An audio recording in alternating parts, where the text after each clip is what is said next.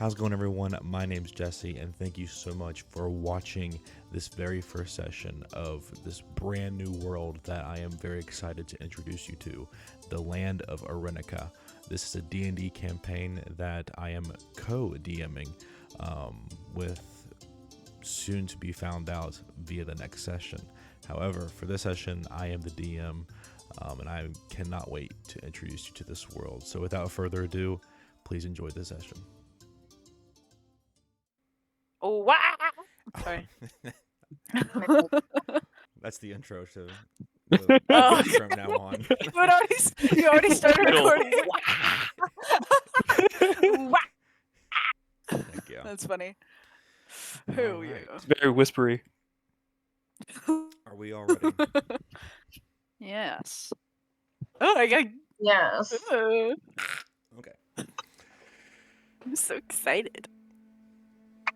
Before we begin, I will briefly explain the lore of this world, so that way we can all start on the same foot, and for those watching as well. In a distant realm, the fabric of existence that we know as the world of Arenica was shaped by titanic forces. The benevolent Empyrean, a celestial god who ruled the domain of the skies. The fiery, ancient red dragon Verathorix, bellowing in the crust of this world, consumed by fiery passions. The colossal ruler of the seas, the kraken of Basilix. And the insatiable Tarask, filled with the desires to conquer. Their catastrophic battle echoed the dynamics of elemental forces colliding and reshaping this world, leaving despair in its wake. However, after realizing that the vanity of their conflict, they withdrew their divine auras, shaping the land into nations embodying these four elemental planes: water, earth, fire, air. Welcome, noble travelers, to a world reborn from the crucible of celestial conflict. A realm where the echoes of titanic clashes have given way to the symphony of harmonious coexistence. Hundreds of years have passed since the Empyrean, Verathorix, Basilix, and the Tarask met in this catastrophic dance that shaped the destiny of this land. In this present age, a once ravaged territories have evolved into four distinct nations, each a testament to the enduring legacy of those divine beings. The Empyrean's benevolence laid the foundation for a nation of enlightenment and compassion, where the pursuit of wisdom is valued as the highest virtue. Verathorix's fiery spirit forged in a kingdom of valor and ambition, where strength and honor are the currency of greatness. Basilix's deep mysteries birthed a realm of exploration and arcane mystery, pushing the boundaries of understanding in every corner. The Tarask's primal hunger nurtured a kingdom of resilience and survival, where adaptability is key to enduring the harshest of trials. Yet, amidst this tapestry of diversity, a shining beacon emerges, the capital nation of Arcanum, that stands as a testament to the unity born from the chaos of the past. This nation, forged in the crucible of cooperation, is the heart of all trades and essential tasks. Its active streets echo with harmonious sounds of merchants haggling and scholars exchanging knowledge and diplomats fostering alliances. It's a place where the strengths of each nation coverage, creating a society that thrives in the interconnectedness of the diverse elements. This capital is the melting pot of cultures and ideas. It's governed by a council of representatives from each of the four nations, ensuring that no voice goes unheard. Together, they have forged a delicate balance, recognizing the importance of each Titan's legacy and the necessity of cooperation. It is a world where alliances are strong, borders are porous, and the pursuit of common prosperity binds these nations in an unbreakable bond. As you step into this harmonious realm, you witness the fruits of unity, a world where Empyrean's radiance, Varanthorix's fire, Abasilix's mysteries, and the Tarrasque's resilience have woven together a tapestry of peace and prosperity. But be vigilant. For even in this age of cooperation, shadows may lurk, and ancient secrets may resurface. The delicate balance forged in the aftermath of celestial clashes must be safeguarded, for the echoes of the past may yet shape the destiny of this world. As we begin in our journey in Arenica, we start off with two of our players that we will be introduced into our soon-to-be party. You hear giant wings soar and flap through the air as many people, many residents of the nation Varanth are on their way to the capital city on the back of a red dragon. This red dragon has a giant, square, thing on it that holds up to 20, 25 people on it. And on that back of the red dragon, as it soars through the air over the seas of Arenica, we see our first two players. So at this time, Josie and Devin, would you like to introduce your characters? Okay, I'll go first. So my character's name is Cyrus. She is a Fire Genasi fighter. She is very tall. She has dark skin with very long dark hair. She doesn't have very many fire features to her other than her bright red eyes. She keeps to herself. She's a little rough around the edges. She's slow to trust, so it'll be interesting to see how she reacts to some of the more energetic characters in the group. Awesome. And why are you a part of this envoy? Why are you headed to the capital city of Arcana? Yes, so I am a bodyguard for Bartolomeo. Yes. Hi, No, how you're are fine. you? You're fine. So I'm a bodyguard. They are going to be performing, and since they're kind of a celebrity, I need to make sure that they stay safe for the funeral. Awesome. Devin, would you like to introduce your character? My character's name is Bartolomeo. He is a tiefling bard, part of the famous bard group BTS. Maybe you've heard of them. He is blue with red eyes. Shoot, I don't know. He has a lot of instruments, I guess. He's a bard. I don't know why I said that. He's pretty anxious, but he really likes performing, so that kind of gets him through that anxiety. That's pretty much it. Oh yeah, he's on this adventure to write a song about it, I guess. Is that what was that? Yeah, for sure. Sure. Awesome.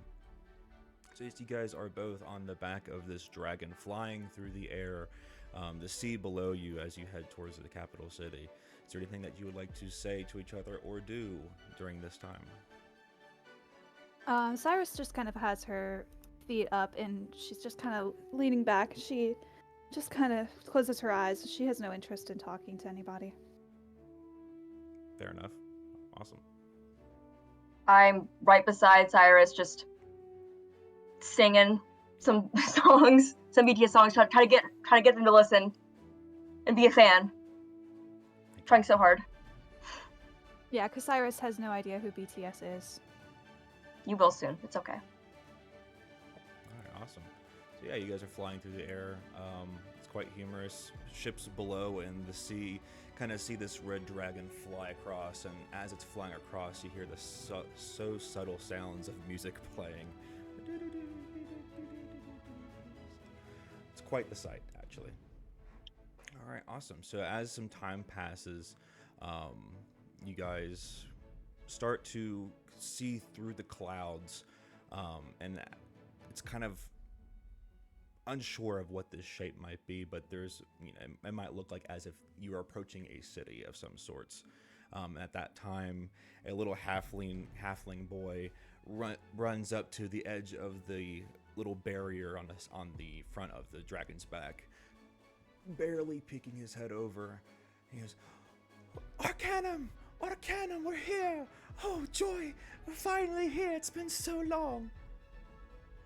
At this time, the clouds start to come and fade out, where you see, for the first time, compared to your homeland of Ranth, cities of tall buildings, cobblestone streets, very active and live populations. Is there any thoughts or any other things we would like to add while viewing this scene for the first time? Wow. This is so much better than our place. I bet those people don't look like they smell like sweat and butt and armpit. Cyrus notices that he is leaning a little too over the edge, so just kind of holds on to the very edge of the shirt. Not really, not very noticeable, but just in case, just goes toppling over. Is this the halfling boy or Bart? Bart. Awesome, sweet. All right, so yeah, as you guys, the dragon starts to kind of circle around the harbor area where all the other ships are at. You see all these other dragons that, fly for transport purposes also in that harbor area. So, all right, so we cut now. Similar in traveling, we have our fellow friends from Imperia, who are on the back of a giant eagle flying through the air. Once again, very similar to the style of transportation to the dragon. It's just a giant bald eagle, if you will. So, same thing. Abby and Danica, would you like to introduce your characters? So, my character is Maverick Tashad. He is a human barbarian. He's a big boy. He works out a lot, clearly. He also clearly puts a lot, probably maybe too much effort into his appearance, because his hair is pitch black, goes all the way down to his back, wavy, voluptuous. He has a lot of jewelry on, for just his title as a senator. Like, he doesn't need all of it, but he likes wearing it. And he always looks angry. Like, even in the face of children screaming and laughing for joy at him, he's just looking at them like, just dead. Like he's dead inside. So yeah. All right, awesome. Abby? All right. My character is Theo Halloway. She is a elf monk. She's got dark green hair. Looks like she cuts it herself, because she does. And she's a student at the Empyrean Monk Academy. She's been there for, I think, 47 years, because they aren't used to having elves and aren't used to having a long-winded curriculum for them. So she's just been there for a while. She's very excited to be on a trip. Senator Maverick requested that she come with him as an escort, because what was it? His secretary or his assistant couldn't come. It's his advisor. His advisor couldn't come, and the principal at the Monk Academy told Theo that if she does a good job on this trip, and Senator Maverick gives her a good word back, then she'll be allowed to graduate and she can go do other things now. All right, awesome. Maverick is angry he's here because Joel, his advisor, has forced him to attend this trip. Theo is so excited to be going on a trip. Awesome. So is there anything you would like to say to each other or do on this giant eagle's back as you are traveling towards Arcanum? I think Theo's probably been forbidden to try too many things on the top of a flying beast. Because she would try and it wouldn't end well. Maverick spent a good portion of their journey on top of the beast, listing what she wasn't allowed to do. Sometimes forgetting how long this list could go for an elf, and had to keep making up new rules on the list that he didn't know he needed to. Pocket full of rocks, just throwing them off the edge. Don't do that. That's awesome. All right. So yeah, a very similar story as you guys continue to travel overseas through the clouds. You start seeing this city full of livelihood and cobblestone. With this new site, what kind of thoughts are racing through your guys' mind? Theo looks at Maverick and goes, "You've been here before? Have you been here before?" Maverick was trying to take a nap. She's going, hey, we're here. Have you been here before? Yeah, kiddo. I've been a lot of places. All right. Yes, I've been here before. Don't lean over the edge. See kids over there doing it. I wasn't. I'm sitting. I'm asking you a question. Have you been here before? What's the coolest part? I can't do cool things. I go to meetings. That's lame. Talk to Joel. I don't know. It's not my choice. Well, it's a city. And if you get lost, I will put a backpack leash on you. I don't know how I'll do it, but I'll try. You have to stay by my side the entire time we're on this trip. Can we do cool things while we're here? Or are we just doing the funeral? Cool isn't walking around. I will find something that we can do that is cool. I thought kids your age would think a funeral's cool, but whatever. No. It's kind of lame, but whatever. I want to also... This is out of character. Theo's 100 years old. Yeah, by the way, Maverick's only 26 in human years. By the way. It's childlike mind, but compared to Maverick old. Yeah. Alright, awesome. So yeah, you guys kind of fly into the same port area. You see multitude of dragons and other eagles and ships in this port. Various races, various ages. It's a very unified city with multiple different things and multiple different cultures. It's quite the sight to see. Then we switch over to our final two for our venturing party. In the darkness, it's very, very hard to see. The stench is not pleasant, but the means of transportation is fitting for Abyssalia. Here, water drips throughout the darkness. You can't really see. You, traveling from Abyssalia, are inside of a whale, in the mouth of a whale, traveling underwater towards Arcanum. Here we have our final two ventures, Kiana and Lorik. So, Joe and Brooks, would you please introduce your characters? Hello. So my name is Kiana Hold. I am a Grung cleric. I spend a lot of my time sort of studying medicines and things. I have just a giant green speckled frog head and sort of like clerical robes, but 4 feet tall, so pretty tall considering. I am very excited to be going anywhere. I am the daughter of, my father is a part of the Abyssalian Council, so like whenever he retires or dies or whatever, I'm gonna take over and I'll be on the council, which is, it's very exciting. And Daddy has entrusted me with the responsibility of going to this funeral in the capital city, Arcanum. It's very exciting because I'm going to be like representing Abyssaleia, so it's all kind of coming together, I suppose. Awesome. Brooks? Hi, I am playing Lorik. Lorik is a loving minotaur who washed up on the beach of Abyssaleia and fell in love with the culture immediately, the protection, the camaraderie, the family.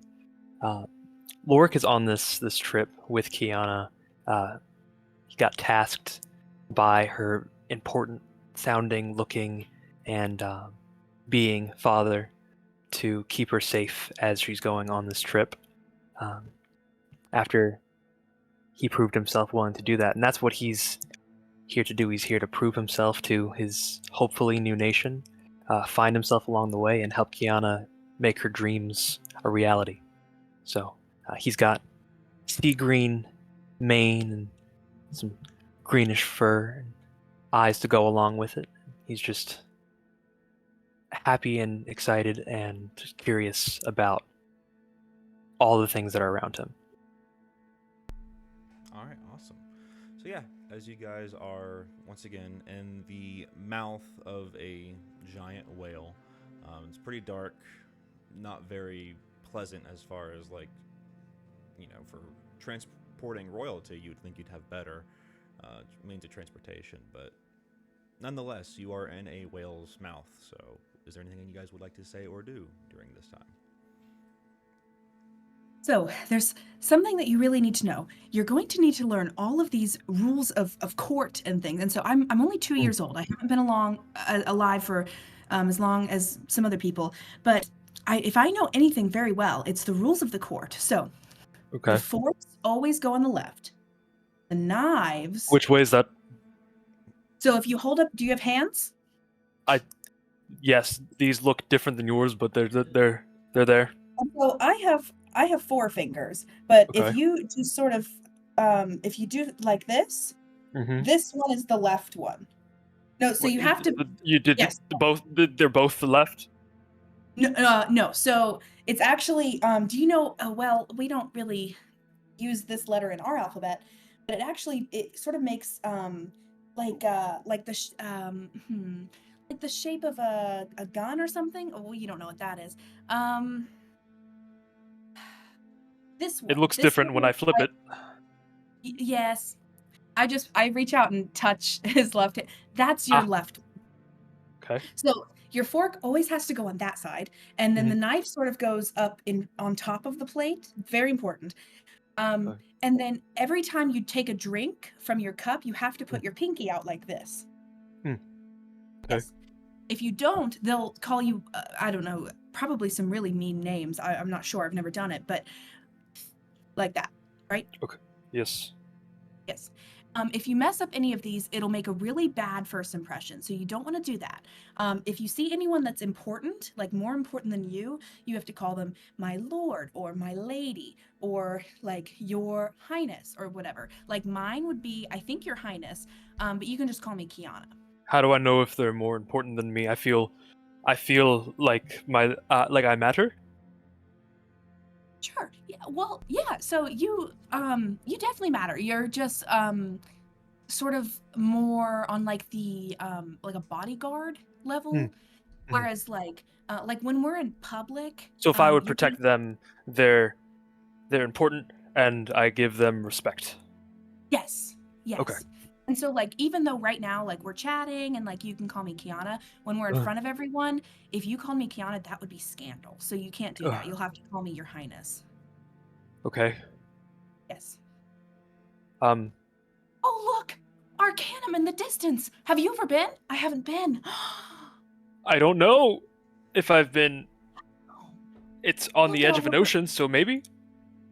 I can just see the underwater part right now, but I mean that looks if the above water part looks anything like the underwater part. You see how the sand it kind of goes up as if there's a shore? Wow. I like the sand. Me too. It's safe there. Yeah. You seem confident. I'm excited. This is fun Yeah. already. I'm enjoying I'm having this. fun. I don't know. I'm having fun. Anyway. And he's trying to Yeah, I keep think his we're- horns from hitting the inside of the I think the we're whale just the whole chatting, time. So let me get trying to this catch straight. Lorik up on like everything. That whole time, was there like a picnic set that you guys were just kind of chilling? Yeah, we have an upside down cardboard box with like a scarf over it, and I've been like putting out like a tiny ceramic plate and like showing him where all the silverware goes. Awesome. Not cardboard, of course. Yeah, Fantasy cardboard. crate of some sort, right? All right, awesome. Yeah, so at this point, as you reach the beaches of Arcanum, it's not safe to travel through the whale's bristling teeth and whatnot. So you look up and you see the blowhole open up, and a ladder falls down from it. So now you must escape the whale from its blowhole. Oh my. Well, how do I use this? I sort of. All right. Lorik, do you know And how to use? I start lifting her up. All right. Are you okay? Yeah. Yes. Yes. And I. You're climb very out of the high well. now. Yes. So tall. Yes. Is this where you get your name?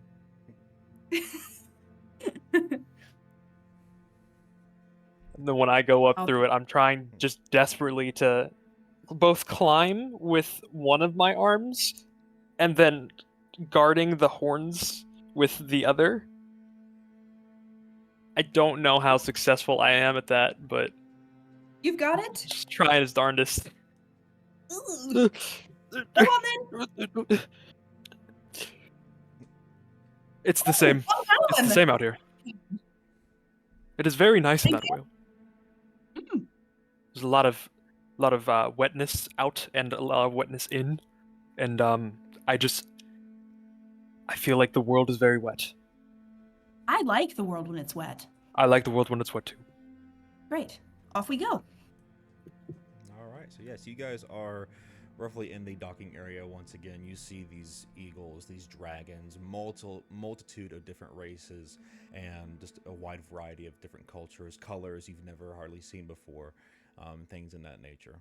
So, as you all in various areas of the Arcanum City, or capital, you all get off your docking beasts, your eagles, your dragons, your whale, and you step foot in the city. And once again, you are now in this area that is not familiar to you for many of you, or you're not used to seeing streets of fairly clean cobblestone and buildings that are fairly tall and various different shapes and sizes, and just a multitude of different races and cultures. If you look at your invitation that was given to you for the funeral of the governor's son, you will see that from the time that is now, you have roughly 45 minutes until the funeral were to start. Oh my god. So, with that being said,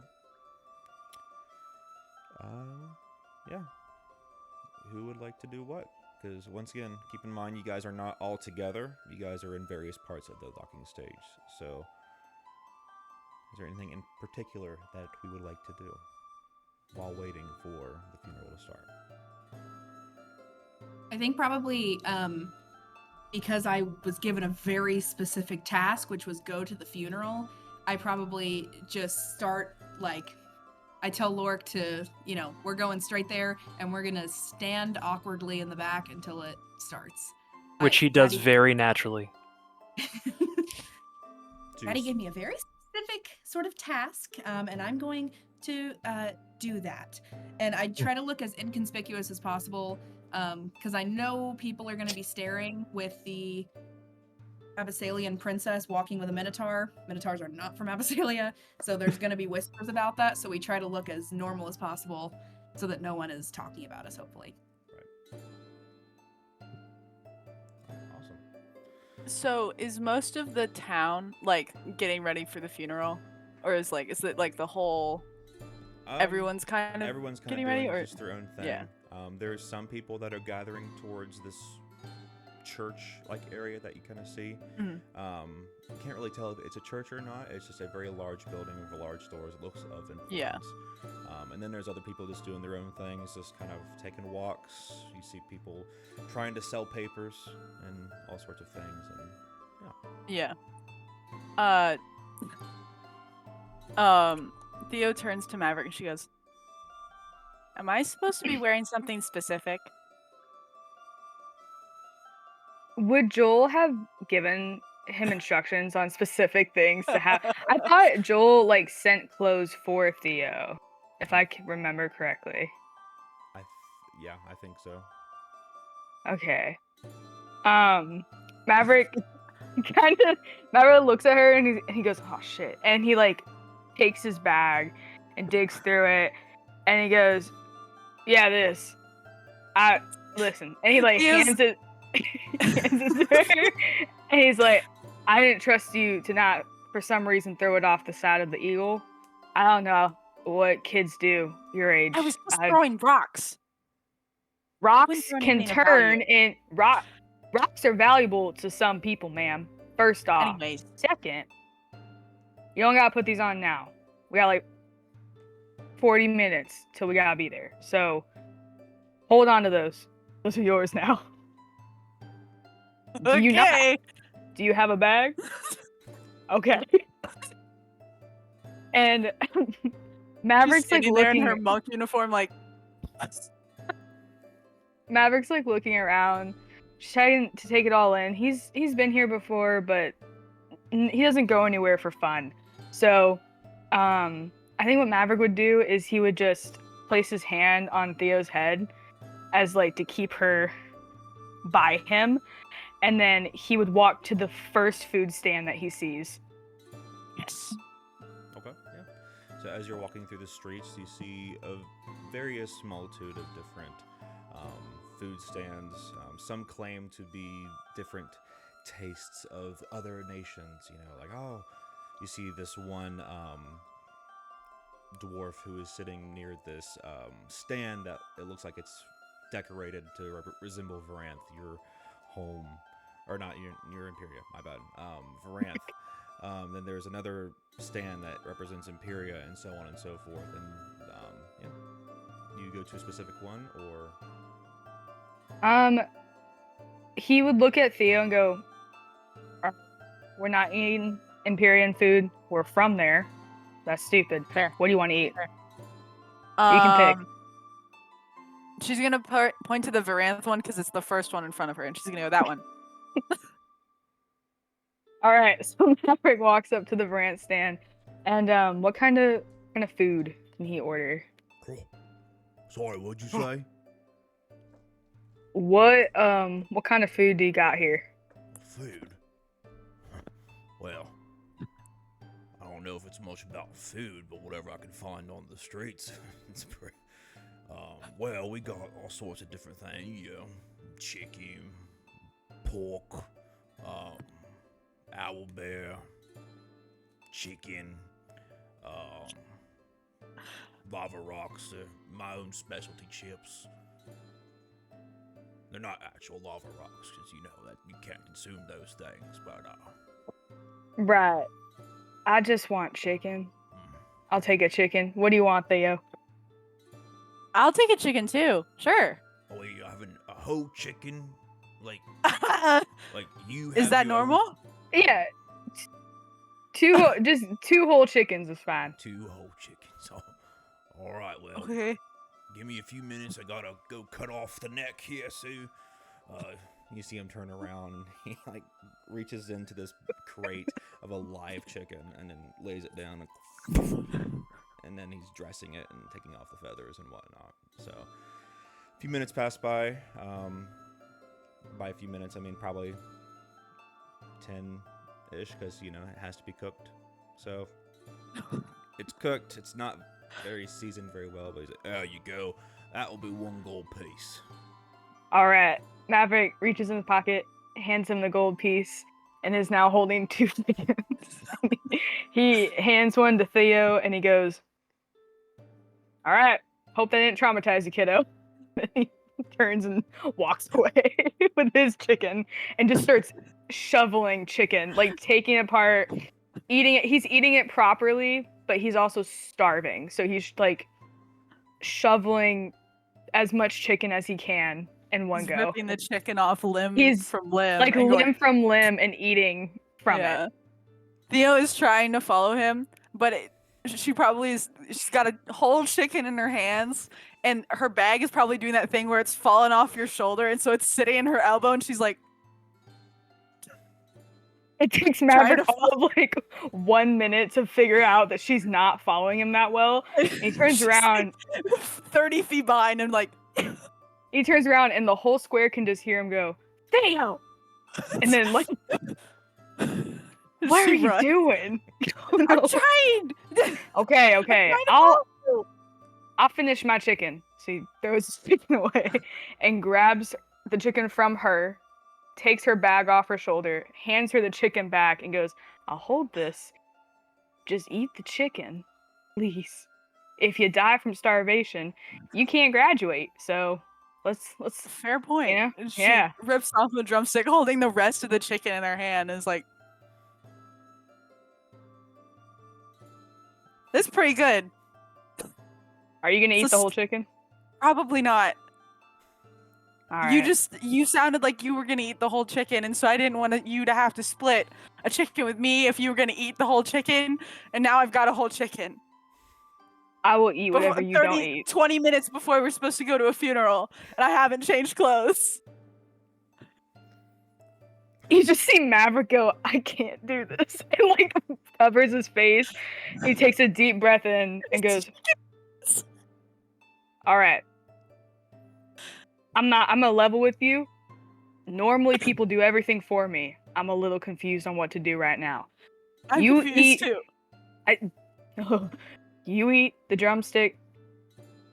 I will hold the rest of the chicken. Thank you. And then you are Okay. gonna go change after Okay, you I'm gonna. eat." Okay, I'm gonna eat this now. Okay. Wait, I got. Oh, good. All right. It's the bone. It's the bone of the chicken. Great. Awesome. So Theo, you are Okay. changing. Is that correct? Yeah, it finishes the chicken. 15 minutes. Goes and finds anywhere that is decent to change. Question mark. Like in. Do they have public restrooms? I'll make a perception check. Oh, okay. Wait. Oh, first roll. Yippee. Okay. Yippee! I got a 16. Okay, yeah, you see multiple options. You see little outhouses kind of thing. They're pretty small. Then there's obviously it's not favorable, but there's like alleyways that look pretty not populated. But yeah, you do see a outhouse area.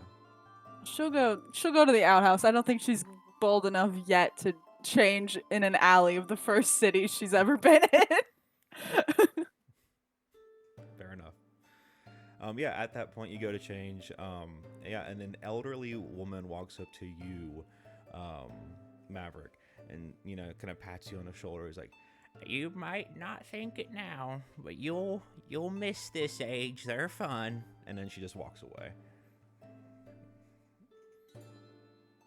Maverick is riddled with the idea that anyone thinks he is old enough to aid in the birth of an elf Theo's age. And he thinks about how much wrinkle ointment he's going to request Joel when he gets back. He's finished the chicken. He finished the other chicken. He is still hungry. And he's just when Theo comes back, he's just standing like this, just trying to comprehend what just happened to him. You good? Is this good? Am I good? Why are you standing like that? These aren't my clothes. Yeah. They look fine. They're good. They're Okay. good, kiddo. Okay, are we gonna go? We got Bell Tower. I don't know how much time we have left. For you guys, it's probably Well- about 10 to 5 to 10 minutes. He spent 40 minutes eating chicken. It is a whole Maverick chicken, to be fair. and Two chicken. whole chickens. watched him kill one and then ate two. Maverick just nods solemnly and he goes, "All right, let's go." And he puts his hand back on Thea's head and he puts her in front of him because he feels like for some reason he's already almost lost her once and they hadn't been there for more than like 20 minutes. So he's making sure she's in front of him and he's like, "We're gonna walk there and we're just gonna stand and do stuff that people do before funerals. I don't know what they do. Okay. We're just gonna stand." All right. Okay. Awesome. Cyrus and Bart, are you guys doing anything in particular? So we land. Cyrus doesn't want to admit it, but inwardly she's like a little out of her element. That she has not been out of her home country before, so it's a little bit. It's not as warm here, but a lot of people she's not familiar with, a lot of things. So she is very much interested in just getting straight there, getting set up, changed. She doesn't want to be here mingling with anyone she doesn't want to, so she starts just gathering all of the stuff, putting it on her back, holding things underneath. And she's like, she got everything, most of everything. She's like, all right, let's get straight there. We gotta get changed, get you set up. Let's go. Bart just runs after Cyrus, but he's like freaking out. He's super anxious. Hey, this is a lot. Is this a lot? This feels like a lot. Are you? I'm nervous. Is it normal to be nervous? I don't know what to do. What are we doing? Why are we here? What do you want me to do about these questions? Just sit tight. Let's just Answer get them? there. What? We're here. What? We're here. This is a lot of people. I've never. Oh, I'm used to like big cities, like back home, because like my dads were there. But like now, I just realized they're not here, and like I don't know what to do. What are we doing? She just keeps walking. She's not even looking back. She's just heading straight for where she needs to go, completely ignoring all the questions. She's holding more than half of the stuff that we have to do. She's got like all the stuff for Bart, like the instruments and everything so she is not interested in hanging around. She's just heading straight there. I just scramble around you, like, hey, like I won't shut up. I just can't shut up. Alright, sweet. Why did I do this? I feel a headache coming on. So you guys are headed towards where the funeral is going to be held at. Is that what I'm guessing? Mm-hmm. Yeah. Yeah. So at this time, you hear, Oh my gosh! and a bunch of fans rush towards Bart, who. Oh my gosh, are you Bart from BTS? Oh my gosh, you have to sign my leather pad here, please. It would mean everything. Why do you know me? What? Okay. Sure. Yeah. Okay. Sure. And he signs, but it's not really legible because his hand shaking. He's freaked out. Oh my god, thank you so much. And she turns around and tries to sell it. Who the fuck was that? Cyrus has got all this stuff in her hands. So she can't really do much, but she just kind of like stands kind of mostly in front of Bart, just like, all right, people, back it up. We've got some business we've got to deal with. I don't care what's happening. I don't care. You can get stuff signed if you want after, but we got some business to attend to. So if you would excuse us, thank you. And just starts pushing her way through people. She's not saying excuse me. She's just getting out. Alright, make a. I'm just cowering either- behind you. Oh god. Right. Make it either intimidation or athletics, your choice. Which one's more? Hang on. I think it's. I see this commotion happening as Bart's setting up to play the funeral, like all these teens swarming him? Do I see this at all? I'd say so. I'd say everyone, even though we're spread out, if we're all in the head I have area 14 of the, on athletics. I don't want to call it a church, but the big building where the funeral is at, everyone can at least hear. At least they heard the screams of the fans for sure. You said 14. I think I would turn to. Oh, sorry. Very Good. good. You said 14, right? Yeah. All right, yeah. You push your way through the crowd. I mean, there's some resistance because there's a good bit of numbers against just one person, but I mean, you do find your way outside of that crowd eventually. Excuse me. Thank you. Thank you very much. Move. Just kind of briefly looks behind, make sure that Bart's there, but just keeps going. Awesome. I think if I so scared. If you heard the commotion, I would turn to Lorik and be like, "Do you know what's going on? Has a governor arrived or something? What is this the king? What's happening? You're taller than you're like 8 feet tall, so surely you can see." There's a skinny, pretty blue boy and a scary red woman with a lot of things. And all of the younger girls like the pretty little blue boy. It's happy screams. And they're getting closer, so I think they're coming to the funeral. Why are people happy about the dead child? I don't know. Wait, he's dead? Did your dad not tell you that part? What? What are you on about? Funeral starting. We can talk about this later. All right, yeah. He's just immediately red underneath the fur. I like turn to the front, like I'm like, I think I might have offended him. We're here because somebody died? Maverick, Somebody died at the funeral. What do you mean? Maverick like sees this rush, and he's scanning because he's like, in his mind he's like, I didn't get that welcome when I got here. I need to tell Joel to up my PR. Then he like looks down at run more ads, and he is searching too because in his mind screaming is not great, and he is not a fan of what's happening. And he sees like the commotion, and he looks down at Theo and goes, "Did you do something?" When would I have done something? I don't know. You're fast. I'm here right now. Not doing something. Those were teen girl screams. Are you not a teen?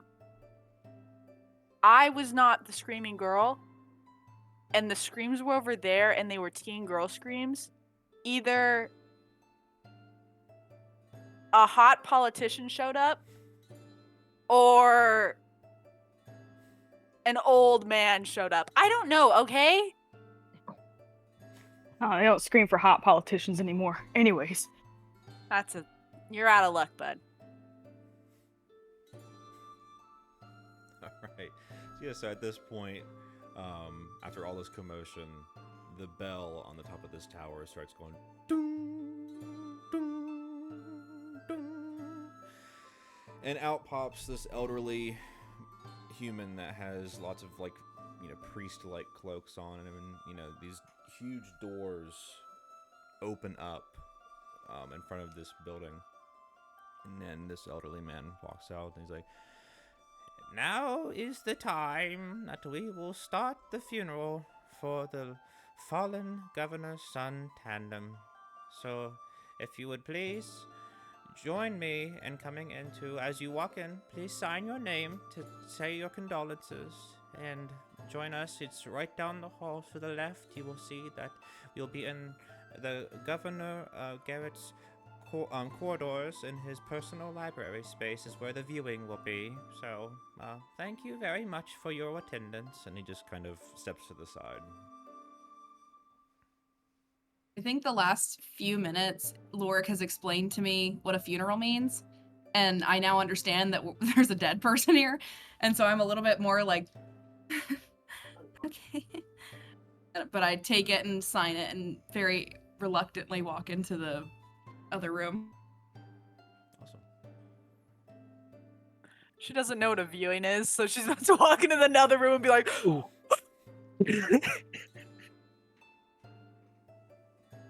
right. Anyone else? Cyrus was very tempted to sign it with a middle finger, but just decided not to, and so set down what she was holding in her right hand with a big thud on the floor, and just kind of messily writes some made-up name. Like she puts something like Bertha, and then walks away. Fair enough.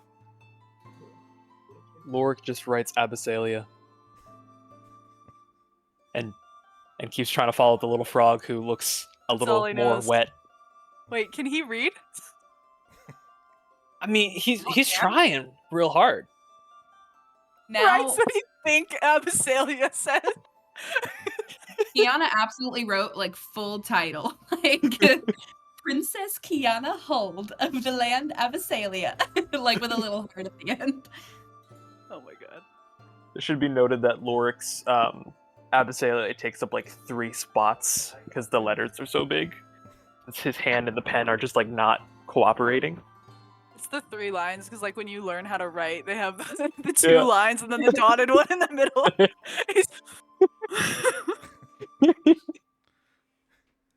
I normally have Maverick? things I could trace.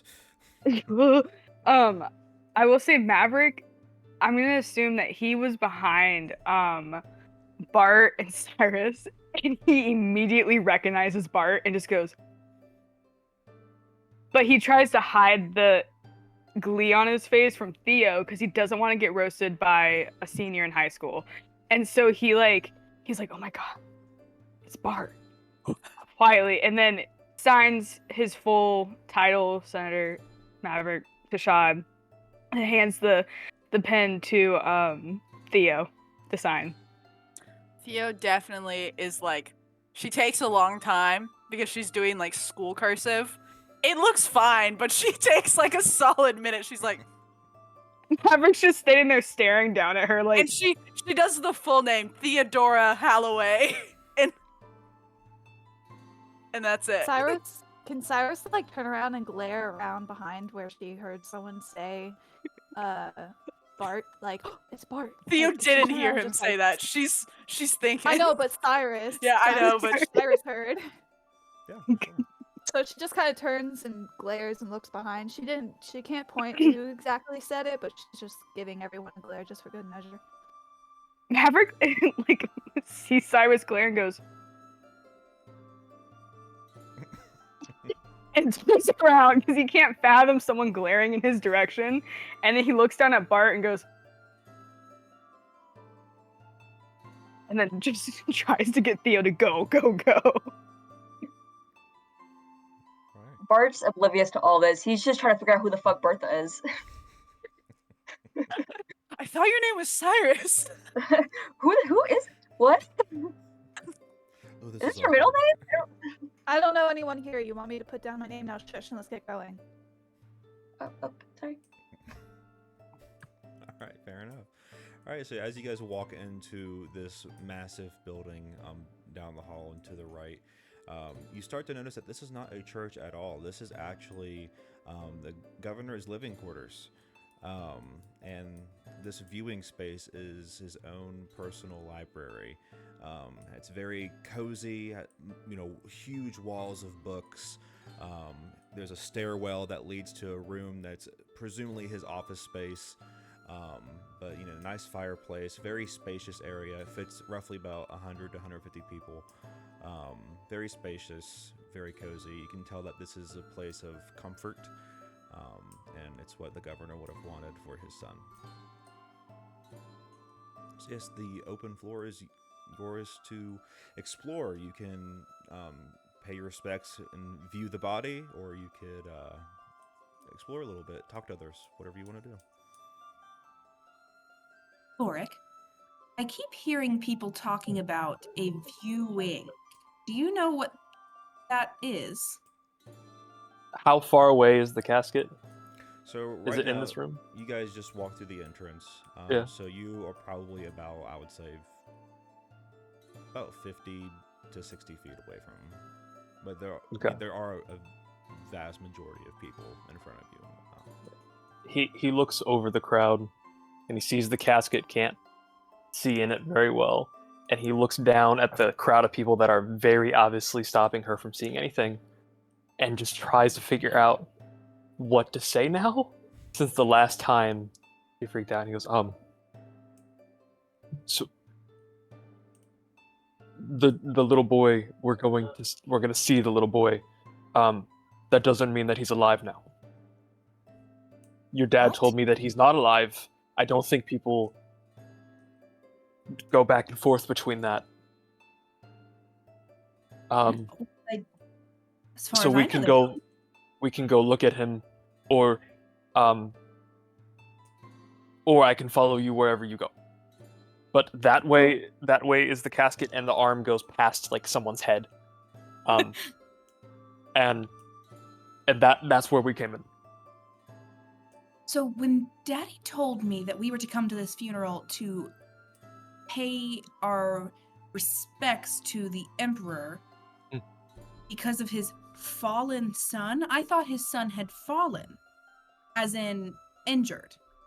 He might have. Your dad did not tell me. This is very surprising. Daddy was very specific. We need to, one, talk to the Emperor and pay our respects. Two, I'm supposed to network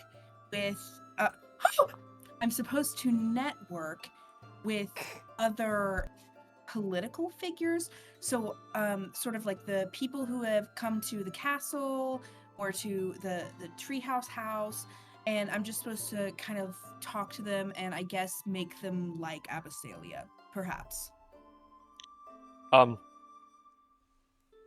That blue boy looks, people like him.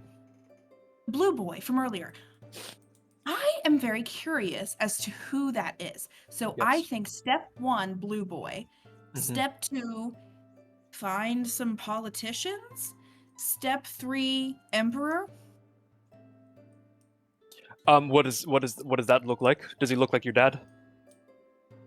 Ooh. I think it was the man who talked a minute ago. Oh, that guy. I Wait, think that it was was his... him. Oh, The okay. living Do I one, see him think. still? He would be toward the entry area, where the opening doors are. So you have to go back down the hall to see if he's still there. I think he's that way. I don't see him at the moment, but we can move through the people and we'll get to them. But that's the last one you said. Yes, 3. Good. Mhm. It's 1 and then 2 and then sort of 3. Very Right. good. Well, I guess sort of where is the blue boy? We'll find him first. Right there. We walk over and try to find the blue boy and see what the big commotion is. Are we able to find Bart? Make a perception. Okay. Okay. I will try first, I guess, because you're tiny. If Yeah, you that's want, fine. Joe, you can use the Well, can help I give him action. advantage? Oh, heck. I notice nothing anymore. I got a 6. I give you advantage. Yeah, try again. Oh, advantage? Okay, cool. Sake I'm gonna help of you. for the 15. sake 15, nice. 15. I'm gonna look at people's feet and you look at their heads from above and see if we see anyone that's blue. Oh yeah, you lift me up. Yeah, I mean, basically that worked. Flips up Kiana. You're like 10 foot in the air now. Hark! There he is! Hark! Yeah, Lots of so people I are guess- looking at you as this is supposed to be a very respectful event of a viewing, and you are lifting a Clark, frog put me down. as Rafiki would in The Lion King. Right, put me down. Put me down. Do people not like it when you see things? You're the highness. Remember, Your Highness, okay? Yes, Are you ready? you were. Okay, that's what you call me, as if it's my Oh, name. yes, Your Highness. Yes, okay, good.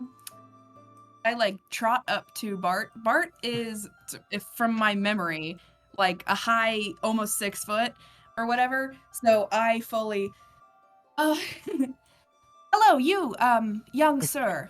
What is your name? Oh my god. You scared the fuck out of me. Oh, I'm so sorry. Shit. I did not mean to. Did you not see me coming? The Minotaur was No. carrying. Oh my god, people have been hounding me all day. I'm terrified for my life. Do you want me to sign something? I'm sorry. I'm not the best member. I'm sorry. No, I do not. Member? Are you a sort of a guild member, or are you an artisan or a bard? What are you? Oh, you don't know me? Oh, okay.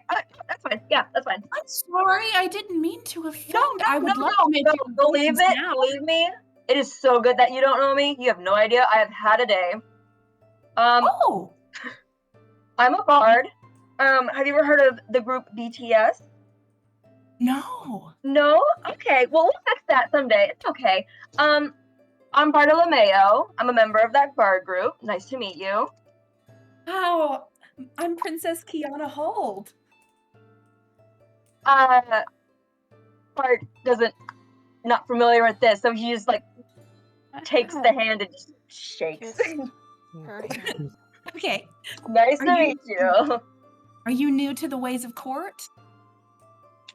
Like basketball? I played a little bit.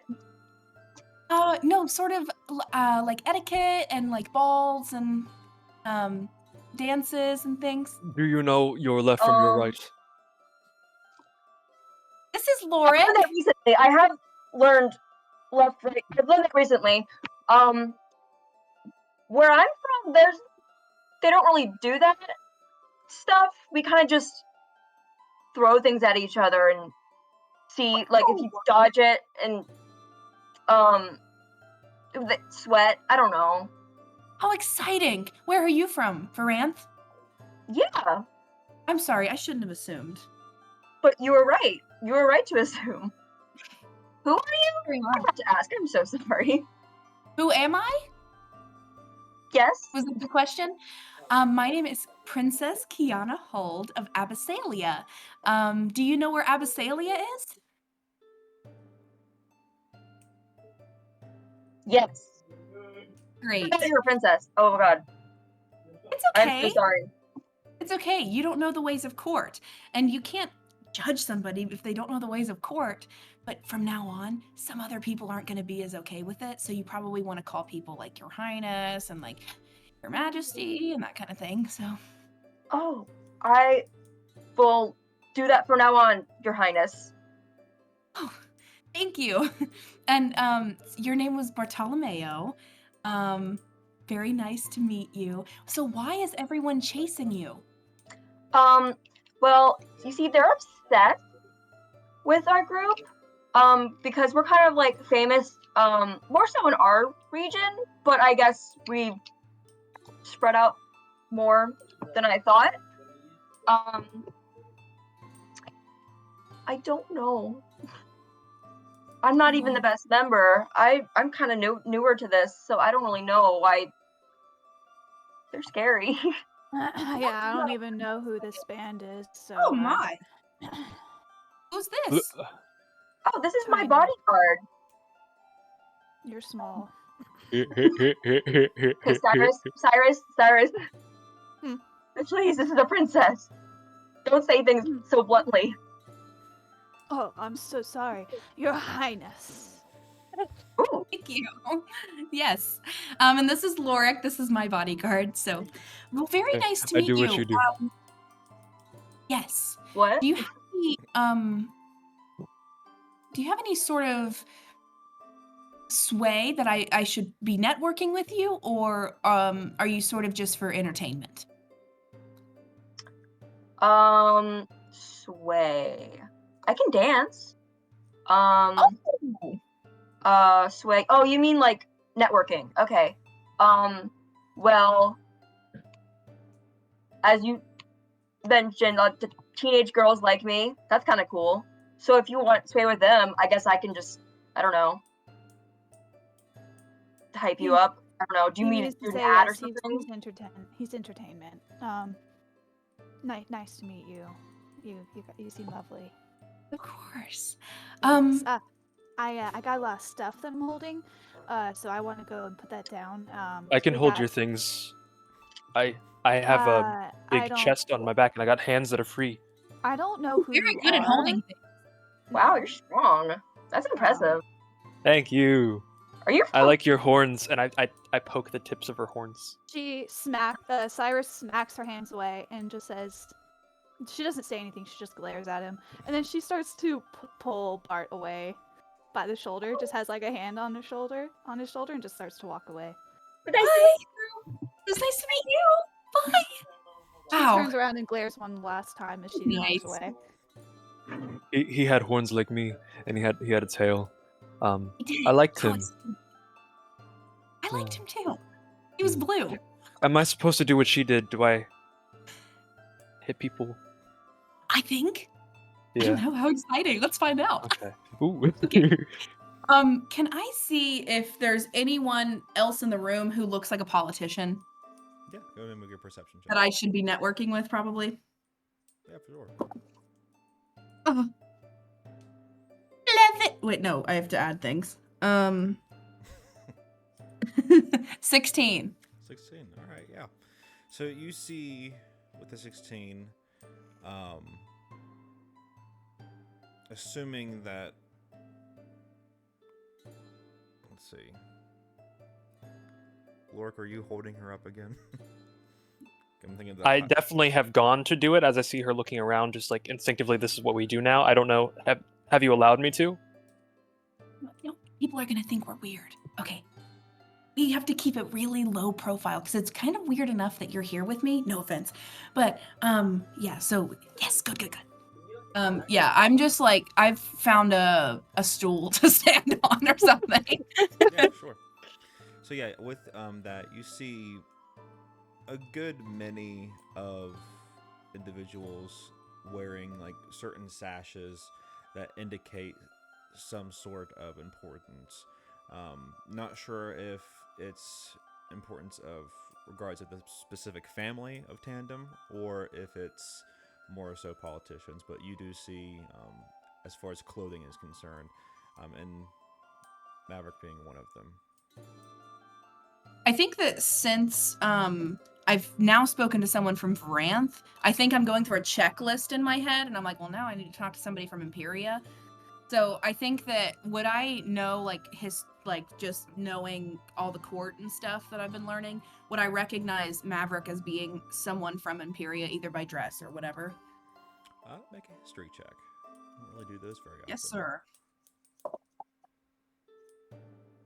Nat 20. Yeah, your studying has definitely paid off. Mark, Yes. do you see that large man with the large muscles standing over there in the politician's uniform? Nobody here is large. Well, okay, smaller than you, but that one, and I point to Maverick. He is a man. He's a regular man, whatever. Yeah. We need to go to him at once. He's from Okay. Imperia. I recognize this, and if I've already talked to someone from Varanth, Daddy will be very pleased if I could also talk to someone from Imperia. Okay. Great. Do I follow you, or do I get him to come to us? Who's more important? I think I would be more important, so maybe you go ask for an introduction. Okay. And I start like shimmying, try to shimmy, and then I would imagine that people are getting out of my way as I'm going towards them. So the shimmying becomes just like a weird dance thing that I'm doing as I'm going through the crowd. And Maverick? No, go on. Sorry. No, you go.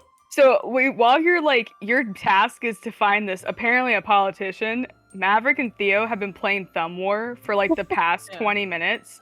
He's also trying to give her some lore. Here and there after each time he loses, because he doesn't want to break her hand. He points out, okay, that's that guy. Oh, and that guy. I went to dinner with him.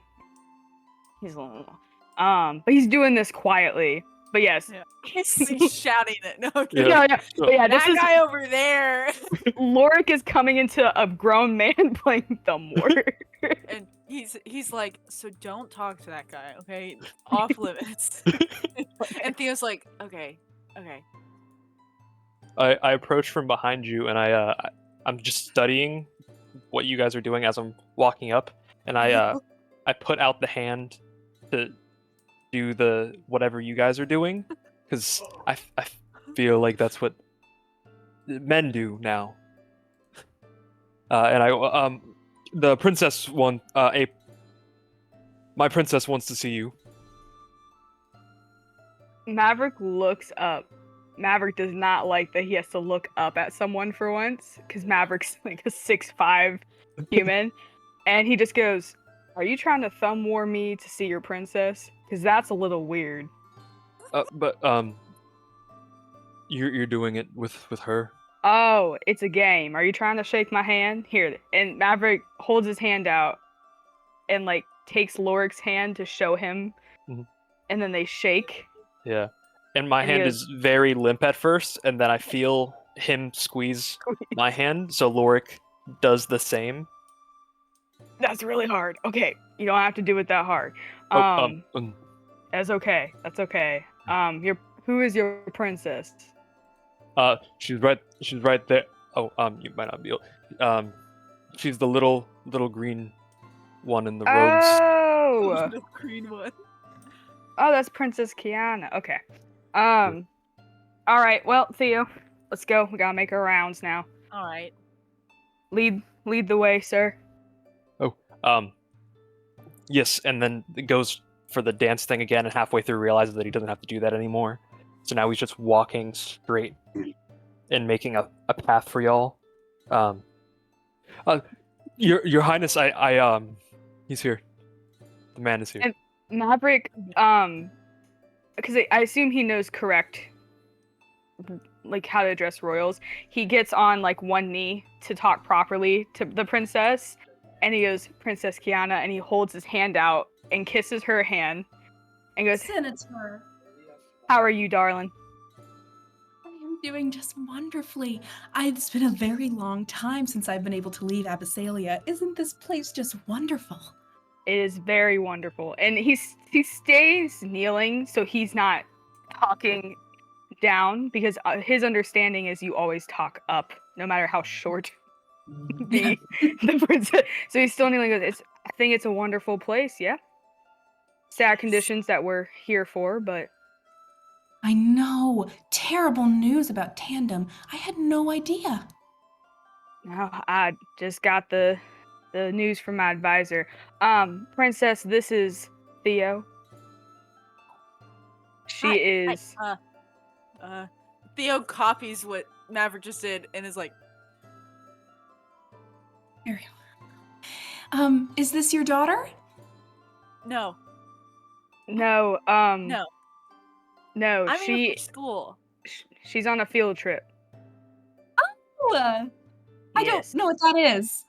Well. Oh, okay. So what it is so I've been at school. I've been at the Monk Academy for a long time, and so when Senator Maverick said that he needed someone to come with him on the trip, he came to my school and asked him, because he had come earlier and then we'd met and it was crazy connections, you know. And so, anyways, so he asked my principal if he could bring me on the trip, and so I said yes, and then so did my principal, and then so my principal told me that if I did a good job here, if I got a good grade at going to the funeral, I get to graduate, which is a big deal for me. I've been here for a long time, and I'm very excited about it. But since it's a funeral, I have to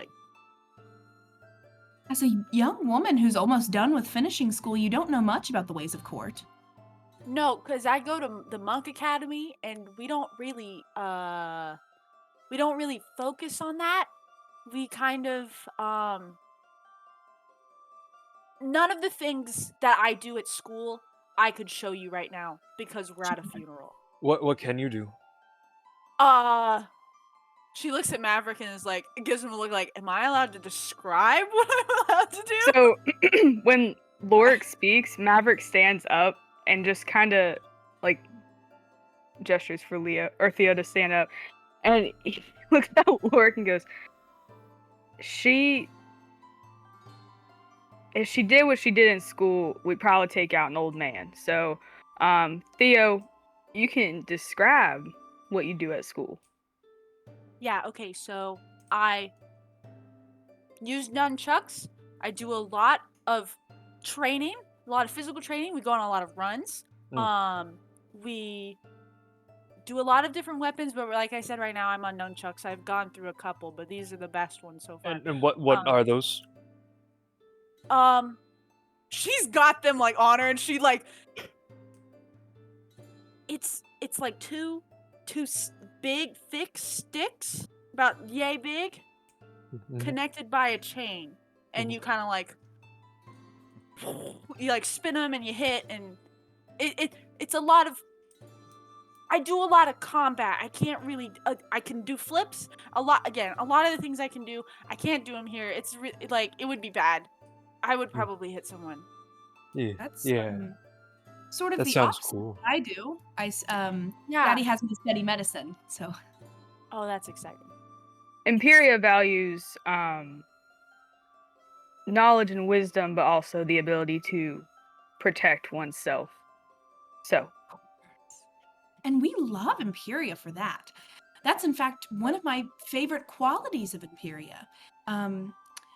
Yes, Daddy tells me all the time, sort of your quest for knowledge and for wisdom, and that's just wonderful.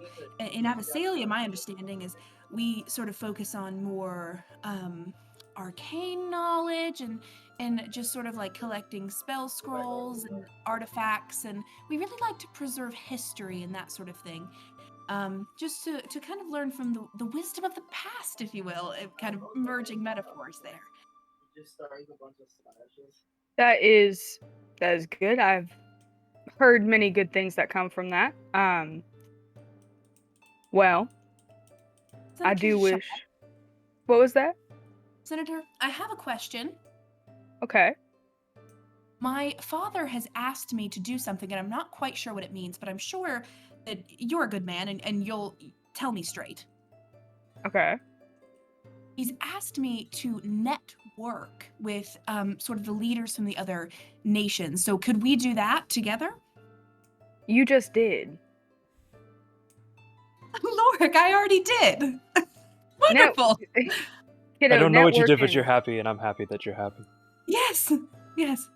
Kiddo, networking is talking up other nations. I mean, you described a great quality of Imperia that is well known, and you said that you liked it. And then I said the same thing back about your nation, and that was networking. That was sort of transactional. Yes, very transactional. And you don't even have to I always mean what I say, but you don't always have to mean what you say when you talk to other politicians. Oh, I would never lie. It's not lying. It's stretching. Stretching, stretching the truth, but no. That metaphors are okay. At this time, You don't have to Lorik, lie. Someone walks up to you, and it's a dwarvish woman. She looks very, very sad, and she puts her hand on your forearm and says, "I'm so sorry for your loss. It must be so hard to be within this family at this time. My condolences from your family to yours. I'm so sorry to hear about your loss of Tandem." Oh, thank you. You know me. Yes, you. I mean, I'm assuming you're a relative of Tandem, right? And the governor. I may be. Am I? Are you? Your Highness, am I? I know not. You washed up on the beaches mere week ago. We have no idea where you were before that. I say, But trying what to not let direction did I Maverick come hear. from? If I could roll a stealth check. Yeah, go for it. How do I Theo's- combat that? Theo's looking at Maverick and she's like, "Is this kid a bull? It's a minotaur. No, the dead kid." So Oh, and can Bart and I be kind of slowly working our ways back into the main room after like setting up all of his like equipment and stuff? Yeah. Like, could we just kind of start working our way back through the crowd? Yeah, are you trying to get back into the hallway, or what's the... Yeah, we're just trying to get back to where everyone's mingling around. Yeah, sure. I rolled a 7 on my stealth check to not let Maverick and Theo hear me say that. All right. What? If Maverick and Theo would like to roll an insight to counter it, you gotta beat a 7. Well, I got a 3. Do I roll my nat 20 for that? Did you roll? Is You're that what I deep. roll? Wait. Yeah, you roll your 20. Oh yeah. yeah. Sorry. Oh. Do I okay. roll a nat 20? Sorry. No, Nice. am I allowed to roll a nat 20 for this? I got a 10. Okay, so Maverick, you did hear Kiana, and Theo did not. Theo did not. But Your Highness, I come from that direction. She's saying that she knows me, and she sounds old. She sounds old, and I need to find an old voice. She's old. Maybe we should, Senator. Perhaps we should make our rounds. It was lovely to see you again, but I think I need to go powder my nose. Lork, this way. And Yes. Goodbye, ma'am. It was very nice to see you again. you can come with us, ma'am. Can everyone... I like wave for that lady to come with us. I gotcha. Is there anything you particularly want to say to that woman? I don't. Do I know which shore he washed up on? Like northeast, south? It would be the west. Well, Lork, you washed up on the western shore. That's closest to Arcanum, but I don't. That's this way. This direction. Well, Abyssinia is a circle. You washed up on this side of it. Okay. So she doesn't know me? You could ask her. How do you know me? How do I know you? Oh, I don't know you personally, but it's kind of easy to tell that you're a relative. Everyone make a perception check real quick.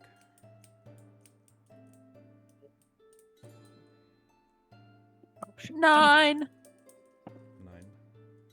23. 13. 13.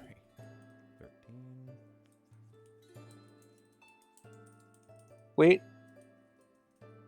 Sorry. 12. 12. I got a 7.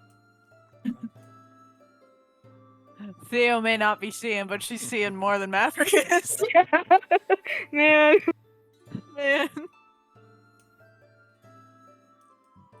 Bart and Cyrus, did you guys? I got a 5. 5? Oh, 18 plus. What were we rolling for? Perception? Yeah. It's probably minus something. She's not very smart. Oh. 21. 21. Sweet. Well, that makes Alright. sense. She's always paranoid about watching Right. everyone.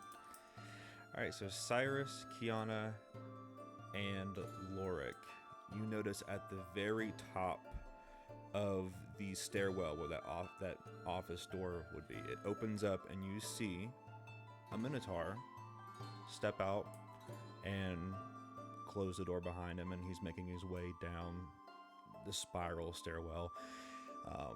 And Kiana, you notice that despite this very solemn environment of the funeral of his own son, he's not shedding a single tear. Lork, Your Highness, he looks more like me than the blue boy. Yes. Yes, he does. We shall go and speak to him at once. Yes, is you're doing your fancy thing. Do I get to talk to, or do I just what do I do? Yes, Lord, you can talk. Come along. Okay. Do you notice, as we're walking, do you notice his son has died and he does not shed a tear?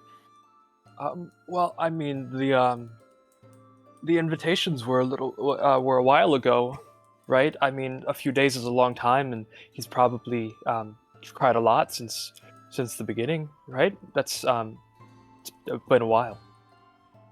Oh, Is that not normal? I don't. No one I else is don't crying. think so. Well, they didn't know. I don't think it's normal. Let's go check it out. Okay. And we're gonna walk up the stairs to go try to talk to him, Yeah, sure. as So- the way royals greet each other. Yeah, for sure. So you guys are navigating through the crowd. You'll notice that as the gets to the base of the stairwell, Bart and Cyrus are closest to him, and he stops and looks at Bart like, "Well, hi there. You must be the entertainment for today, are you?" Yes, Your Majesty. Oh, you can call me Garrett. It's fine. No big deal. Hey, listen.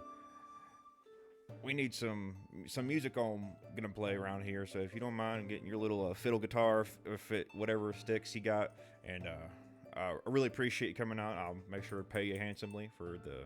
Oh, yes, of course. Sorry, the whole band couldn't make it, but I wanted to make sure I got the best for my son, despite circumstances. Oh, well, I'm thankful that for the honor. All right, well, you have yourself a good time. All right, turns around and starts navigating through the crowd, mingling. So yeah, at this point, I turned to Cyrus. He was really upbeat for it being a funeral, huh? Mm-hmm. Okay, cool, awesome. so do you start playing? Yeah, I get my lute out and I just start. All right, yeah, you see, just at first heads start to turn because it went from just the noise of the crowd, and then all of a sudden music came up, and it's a nice vibe that is being presented. More so of a celebration of life rather than a funeral. It kind of puts a good vibe to it. Cyrus, she wants to still be nearby, but she doesn't really want to be like in the center of attention. So she just kind of leans up by a side wall in kind of like the shadow, and she just kind of crosses her arms and just kind of scans the crowd, watching. Yeah, I think Lorik and I try to nail down the governor if we can to speak to him. Yeah, go for it. Governor, hello, wonderful to see you. I'm so sorry to see you under these circumstances. You must be destroyed. Oh yeah, it was quite something. Tell you what, it's nothing like losing your own son, your own kids. It's something. I've watched my parents pass. I've watched some of my brothers pass, but losing your own kin, it puts a hole in your heart. I'll tell you that right now. But I've done all my crying that I can do. Can't really do much more about it, but to honor him in celebration with amongst his peers and representation of this wonderful world that we've established. And Tandem was a formidable warrior. He served the Alliance well. Governor Arcanum, I wanted to introduce you to someone. This is Lorik. He visits with me from Abyssalia. I think you two might know each other? Hello. There was a fancy woman that said that that I might be part of your family. You look very nice today. Lorik, huh? Yes. Hi. Hello. Where'd you say you were from? Abyssalia. This is beach. The beach. I came from out of the water, Out of the water. and now I'm here. We got here on a whale. I don't know how to answer your question. I'm trying. He kind of has this very like concerned, very like trying to figure out the situation look on his face, and well, I don't think you're a relative of mine, but hey, we look awful alike, don't we? It's uncanny, truly. Well, some would argue we're the best looking ones around here. I agree. Well, sorry to freak you out, but sorry, kid, I don't know you. It's okay. It's okay. Or our condolences, of Oh course. yes. I'm sorry that your son died. Oh, yeah. Oh, that okay. It's all right. It's all right. Good evening. And I bow, and very freaked out, I start to walk away. I don't know what Lorik does, but Oh, I just copy your movements. he also curtsies. Odd bunch that is. All right. So, Lifting a skirt he doesn't have. He's going.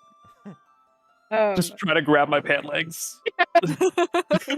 I will say too that Maverick knows that he probably should go pay his condolences, and that's his thing, but he doesn't want to make Theo have to also do that. So he kind of looks down at Theo and goes, "All right, I'm gonna go find the governor, chat him up, say my condolences. You can stay here if you want, or you can come with me." Yeah, I think I'm gonna stay, cause I don't think it's a good idea if I go up there.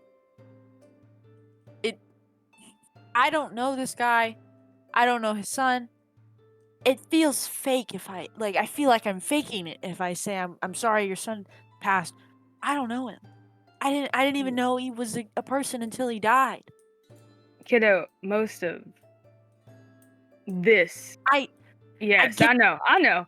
You don't want to do it. You don't want to do it. Yeah. Okay, well, I will let you run amok, and I don't mean actually. I'll stay in this area. Okay. I won't leave the room. Good. All right, and Maverick. So can Maverick see the governor, or no? Because he failed his. That fail was for seeing him come out of his office area. Okay. I assume Maverick can spot him though now.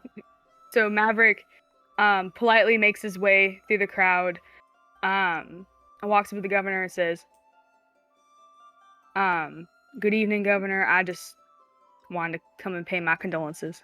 Well, I'll be. Is that Maverick? It is, sir. Well, it's good to see you. I'm all the way from Imperium. Wait, where's that Joel character off? He's quite the hoot. Joel, he had to attend to some other business. A wedding. Well. Yeah. We're all celebrating something, aren't we? We are. And I did let him go do that.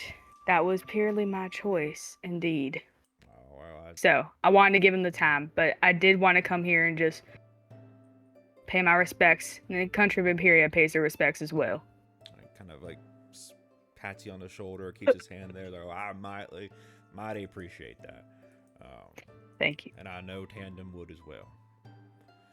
Good. I'm so glad. I'm glad you got the music too. I know this would have been his thing. Oh yeah, he loved music. I mean, if I'm being honest, I think he, was just this shy of being a bard himself. But well, aren't we all? Right.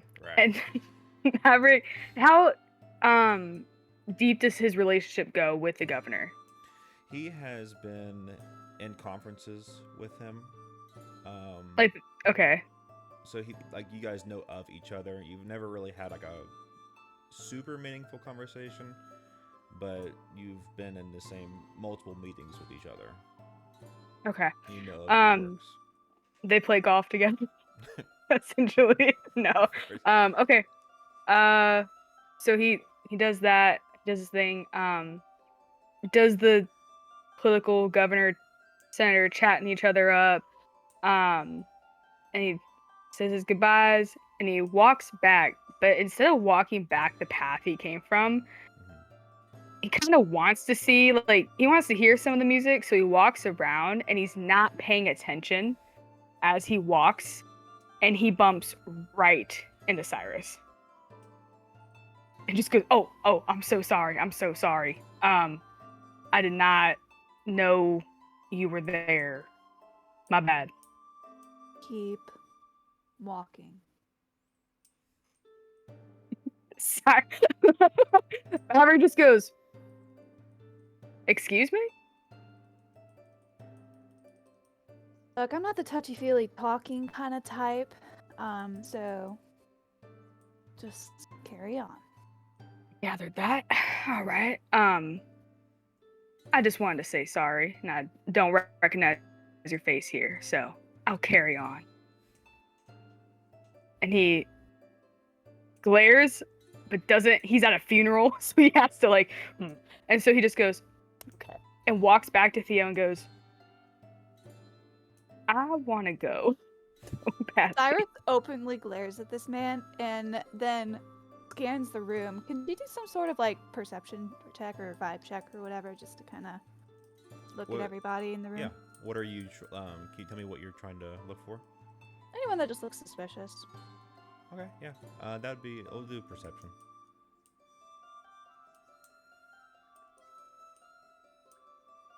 Yeah, 3. So 21.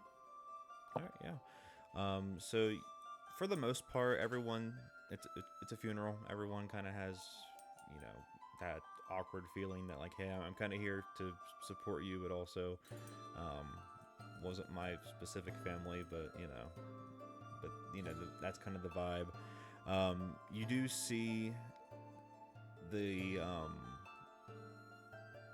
governor just kind of keep his eyes darting at the corpse of his son, not in a way that would bring caution, but in a way of like he's almost afraid to look at it too long, kind of thing.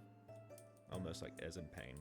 But Notes that and just leans back up against the wall, because in that like little scuffle with the guy, she just kind of so she just leans up against the wall and continues minding her business. Yeah. Awesome. All right. Is there anything else that we would like to do while in this room? Okay.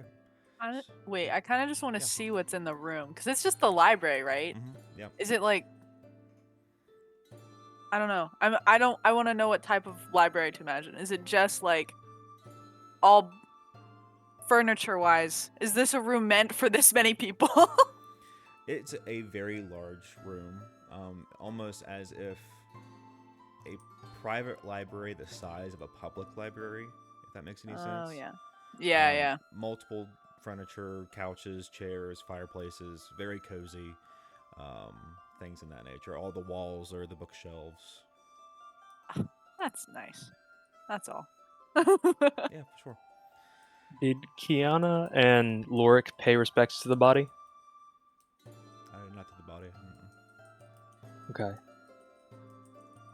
That was my question. I had another question if we did, but we didn't. I don't think anyone did. But it's whatever you guys want to do. All right. So at this time, the governor kind of like makes his way into like the raised platform area. It's not a stage, but it's like a little bit like a step where the casket is. And he's like, all right, everybody. Thank you so much for your attendance and celebrating the life of my son, Tandem. At this time, we're going to go ahead and get everyone on a boat, and we're going to go to the burial site and wrap this up. So if you all follow me out to the boat, then we'll make our way out there. Theo looks at Maverick as they start. Did you know we were getting on a boat? I did not know we were getting on a boat. What type of boat? I'm unsure, but I'm gonna level with you, kiddo. I don't like seeing dead bodies, so let's be the first on the boat away The first- from. Wait. We just gotta you- go. We're going on the boat right now. We're going right now. We gotta go right now. Oh, okay. But what if it's multiple boats? He said a boat, People lie. so I know I told you that. I know that you know that, but that's a weird thing to lie about. It's a boat. Let's go. Get on the boat. Okay. Just go. Maverick head puts her in front of him, and at this point he's like, he has his hands on her shoulders because the crowd, I'm assuming, is starting to go. So he has his hands on her shoulders, like, all right, let's go He's on the boat. pushing her forward. He's like, Go on the "Oh." boat. And she's like, Awesome. Is anyone else also heading that direction? All right, so I think yeah. Kiana in particular, following instructions, going straight. I mean, she's a little freaked out because she's like, there can't be two Minotaurs, and they're not be related. So just because she's never seen one before, but she has no reason to like, oh, he's up to something. So she's just kind of weird that he would lie about being related to Lorik, but whatever. And then go into saw 2 Minotaurs in one day. Whoa. Well, now I'm about to see a third one that's dead. All right, so the area that you guys were in was like right in this middle part of the city. Can you see my mouse moving? All right, sweet. So if you all get on the boat, we are all traveling down to the very edge of this mountain pass, basically at the base of this mountain right here is where the burial site is. All right, so as you guys get off the boat that has traveled through the rivers of the capital city, essentially we get to the base of a mountain to where it's kind of a caved in, like tomb like spot on this side of this mountain. It's very luscious trees, very pretty landscaping. It's a very well marked and well respected area for a burial site. The casket is now closed. That is in front of this opened tomb like doors in front of this mountain. The priest is standing in front of the casket alongside of Garrett the governor. And yeah, so we were all just kind of spaced around within an audience space, paying attention to the pastor, preacher, whatever you want to call it, cleric, that is giving their typical speech. Thank you all for coming here today of the celebration of life for Tandem Arcanum, a formidable warrior who has unfortunately lost his life in the pursuit of knowledge of a specific quest given to him by his father. It is very, very heartening to see such a young life taken so early, but nonetheless, I know from my experience with my many talks with Tandem that he would have loved this outcome, and it's just so heartwarming to see all you people in support of this family. And as he is talking, he's continuing to give his speech. I would like everyone to make a perception check. Ooh. 15. 15, 12. 12. 12 as well. Nice. 19. Nice. 18. Oh, shoot. So I was the lowest 10. Well, y'all passed. So my DC was 10. So, all right. So as you guys are just kind of chilling within the crowd, you see this body. Kind of, he's wearing very dark clothing, almost like a cloak Hood is not fully on, but it's kind of half on, but just enough to where you can't really tell, and can't really see the face of the individual. But he's kind of like skimming through the crowd, kind of easily going through the crevices of shoulders and all that kind of stuff. And he taps the shoulder of 3 individuals as he's going through the crowd. And those who scored higher than a 15 hear a soft, subtle, "Now's the time." And at this point, you see 2 people on each side of the crowd and 1 person toward the middle start to shift and change, and bones breaking, and their body is completely morphing into something that is not human. I'd like you all to roll initiative.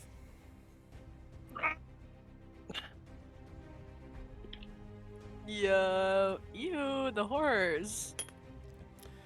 All right, so this is the battlefield. Everyone that is just kind of around you are just pedestrians, just regular town folk that are attending the funeral as well. You'll see to your left and right are the large rat 2 people, and then a large boar. These are were rats and a were boar. What? Both infected with the lichen therapy thing. Toward the front, the guy in red, that is the pastor priest dude. He's giving his little speech, and then the guy in the cloak that initiated this whole thing is actually near the casket, attempting to talk to this dead body. You see, he is opening a scroll, and he is attempting to talk to this dead body. For what? We don't know. Cool. With all this information proceeded in front of us. All right, Maverick, you're up. Oh no. I've never done this before. Okay. I think Maverick's crap. Okay, I think Maverick would immediately unsheath his great axe from his back. And move towards the boar thing, and just immediately try to hit it to deal damage. Hold on a minute. So, all right, so you have what, 30 feet movement? yes. Okay, so keep in mind the people. If you try to go through the people, it's going to 1 square space that's normally 5 feet. It's going to take 10 feet instead, because you're trying to maneuver through people. But if you go around them, it's still 5 feet. I think I can still make it from where I'm at. Yeah, 30 feet. So I would get right there. Okay. Yep. Go ahead and move towards the wereboar. All right. So are you wanting to go for a hit, roll for attack? Yeah. I rolled 11. I have a 5, so 16. 16 hits. Go ahead and roll for damage. Sweet. And then D12. Ooh, I haven't used you. Wait, is this a D12? Yeah. And I deal 7 points of damage. Yeah. All right. Does it say piercing, slashing, anything like that? That is slashing. Okay. All right. So yeah, you run through, merge through this crowd, battle axe in hand, and take a slash, and it kind of hits the leather pad of this giant pig's forearm, and looks at you, and it's pissed off. It didn't expect anyone to actually fight back at a funeral. And as Maverick does this, he just screams. That's all he does. Just a very deep, guttural scream. And then, yeah. Oh, yeah. I like the idea that we've all brought weapons to the funeral. Stay strapped. Stay strapped. All right, so you used your movement and action. Even any bonus actions, anything like that you want to use? I go into a rage. Thank you. So yeah, when you initially scream. I go into a rage. Yeah, I scream. I go into a rage. Yeah. Okay, awesome. Got yelled at by a lady earlier. I'm using happening. the rage of getting yelled at. No one thinks I'm hot. Like, I'm really upset about that. And then there's a funeral that he didn't want to go to, and he's also thinking about Theo. He knows she can fight, but he's very stressed out that essentially he's supposed to be helping in charge of her, and this has happened. So yeah. All right, awesome. All right, so ironically enough, it is the boar's turn. So. Oh no. Does a 15 hit? Oh, a 15 does hit. All right. Sweet. No. No. All right, so you see this thing. You just hit it right. You know, hit it in his forearm. It's pissed off at you, and this maul that it has in its hand. It looks at you, and it takes a swing at you and does 6 points of bludgeoning damage. Okay. Ooh. 6 points. That's Level cool. 1. That's cool, guys. Okay. So You're a cleric, right, Joe? Yeah. So yeah, this thing takes its maul, swings at you, hits you right in the gut, kind of like almost takes the wind out of you a little. You're like, Ooh. Oh, and me being in a rage doesn't help me at all.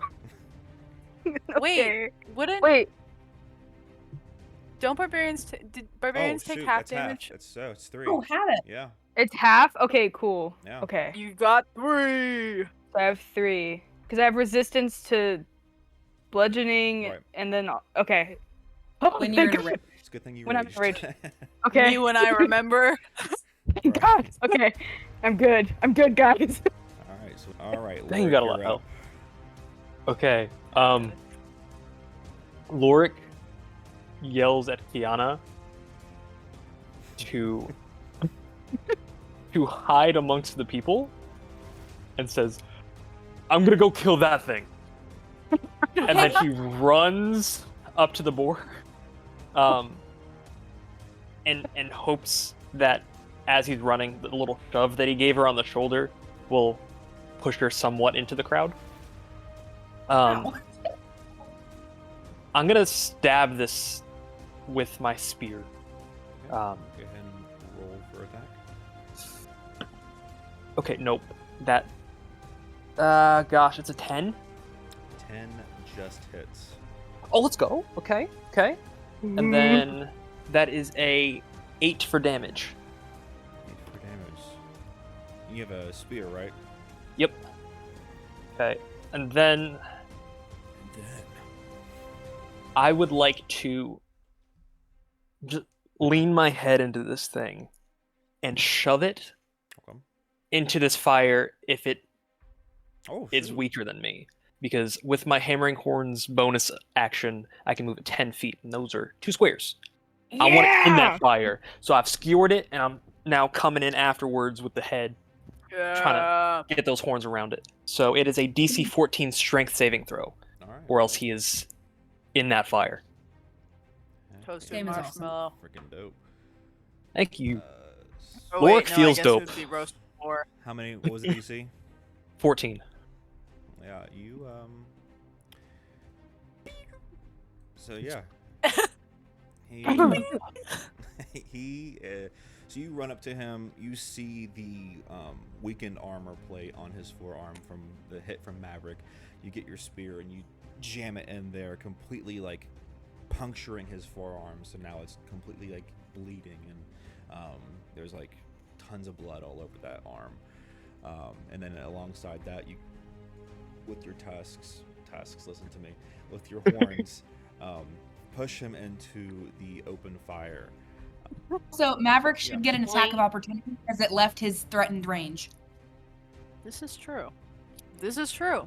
Yeah, so Hit that guy. Okay. hit him. Oh, I rolled a 17, Oh, 17 nice. does definitely hit. and then let me roll the damage. Hold on. Plus 5 on Yeah. the great. So I dealt 6, 6 damage. All right. and that is still slashing. All right. And, Brooks, go ahead and roll 1d6 for that fire damage. Oh, sick! I get to do the fire. I love fire. Do I need to move? It's a 5. 5. All Do I If need to was move wrong Maverick? about the amount of fire damage, I'm gonna be killed. right. Oh well. Do I need to move Maverick towards him now because he And- attacked? And no, it was just an opportunity attack. So Okay. as he was passing your field of view, that's when you attack. Got it. All right. So yeah, you completely jam your spear into his forearm, push him into the fire. It's completely on fire, and it's trying to put out the flames and whatnot. So awesome. And it looks pretty hurt. It's pissed off, definitely. Yeah. All right, Bart, that is you. Assuming, Lord, you're done with your turn. Yep. Other than just consoling the human man that is next to me and making sure that he's all right. Just, are you okay? You look hurt. Are you good? And Yeah, Maverick just is shoving him away. Don't touch me. Don't touch me. Don't touch me. I'm fine. I'm fine. And that's all for us. Yeah, that's all. All right, Bart. I guess. I haven't done this in a while. I guess I'll use my longbow to shoot the rat that's closest to me. Bet. All right, go ahead and roll for attack. It's the D20. 11. Oof, 11 just misses. So you get your bow, hit the arrow, and it skids the armor pad that is on its shoulder. Slight breeze goes as you shoot, and you instantly think to yourself, that damn wind. All right, would you like to move or use any bonus actions or anything like that? Yeah, I missed, but maybe Cyrus can do better. So, Cyrus, I give you bardic inspiration. All right. And did you want to move anywhere, Devin, or just stay put? Chill here. We just chilling. I like it. Chilling. All right. So that brings us to Cyrus. She's really excited. She knew something was going to happen. This was just going too well. So she pulls out her hand axes from where she keeps them underneath like her clothing that she wears, and she just kind of pulls them out. She rolls her neck and she's like, "I'm the party!" And so she rushes towards. She rushes towards this one here. Yeah. And she. Forgive me, I'm not used to fighting weapon wielders. So she's a dual wielder, so she has 2 hand axes. Right. So hypothetically, she can roll to hit with the first one, and then roll to hit as a bonus action for the second. Yes. If I'm correct? Yeah. Okay. So she's going to start with her left hand axe and follow with her right. So I'm gonna roll that up. And You it's know a- your left from your right. Yes. Because it's a very common topic apparently. Anyways, so I rolled 14 plus my attack bonus, which is 4. Okay. So 18 to hit for the first one. Go ahead and roll for the second attack. Okay, so it is 1d6 slashing. Oh, okay. Only 3 with the first one. And then, so left one hits, slashes the oh my god, the right shoulder. Okay. And then go ahead and roll to hit for the second one? Yeah.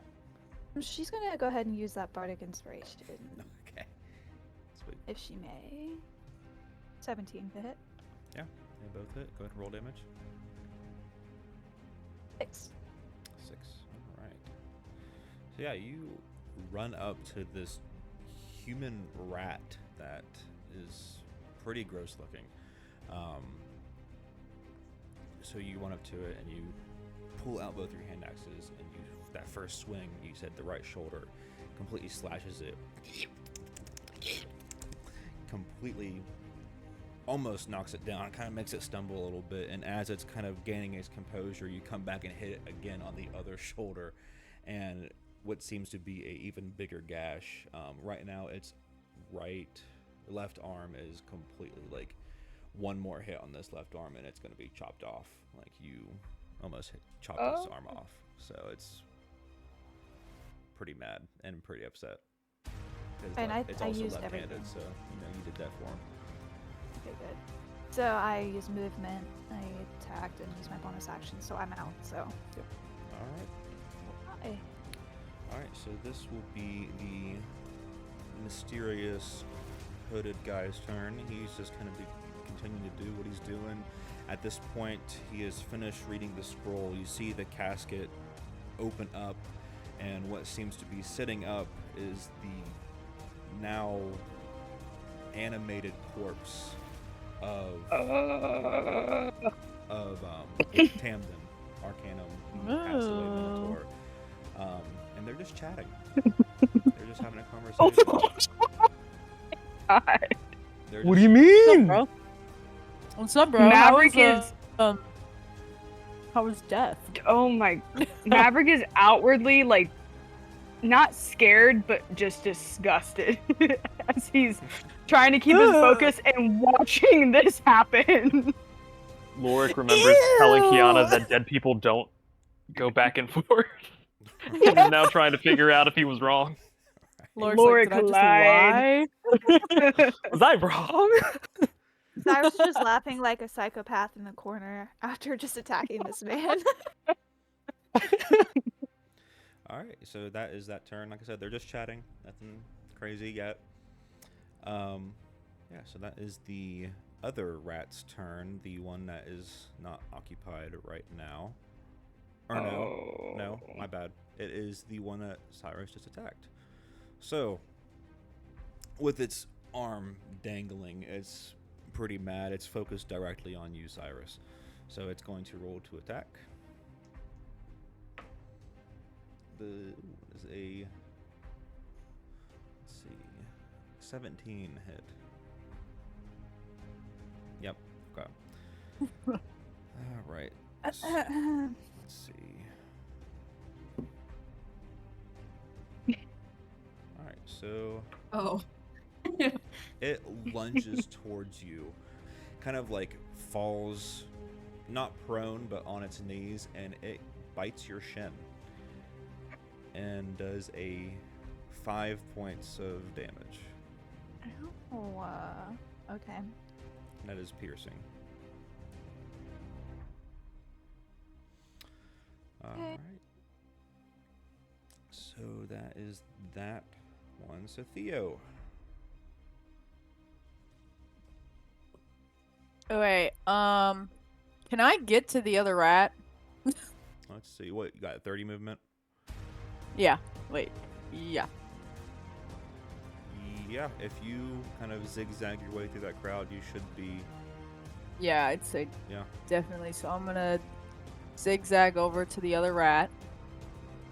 And I would like to hit it in the head with my nunchucks. I think Thea's so excited that she gets to... She's probably in a similar boat as Cyrus because she just had the conversation. She's like, everything that I am able to do, I can't do at the funeral. And now she has essentially gotten explicit permission by witnessing other violence to do her things. So I will I like to imagine as she's zigzagging through the crowd, she's doing flips. Yeah. That is gonna be a 14 That, to hit. that hits.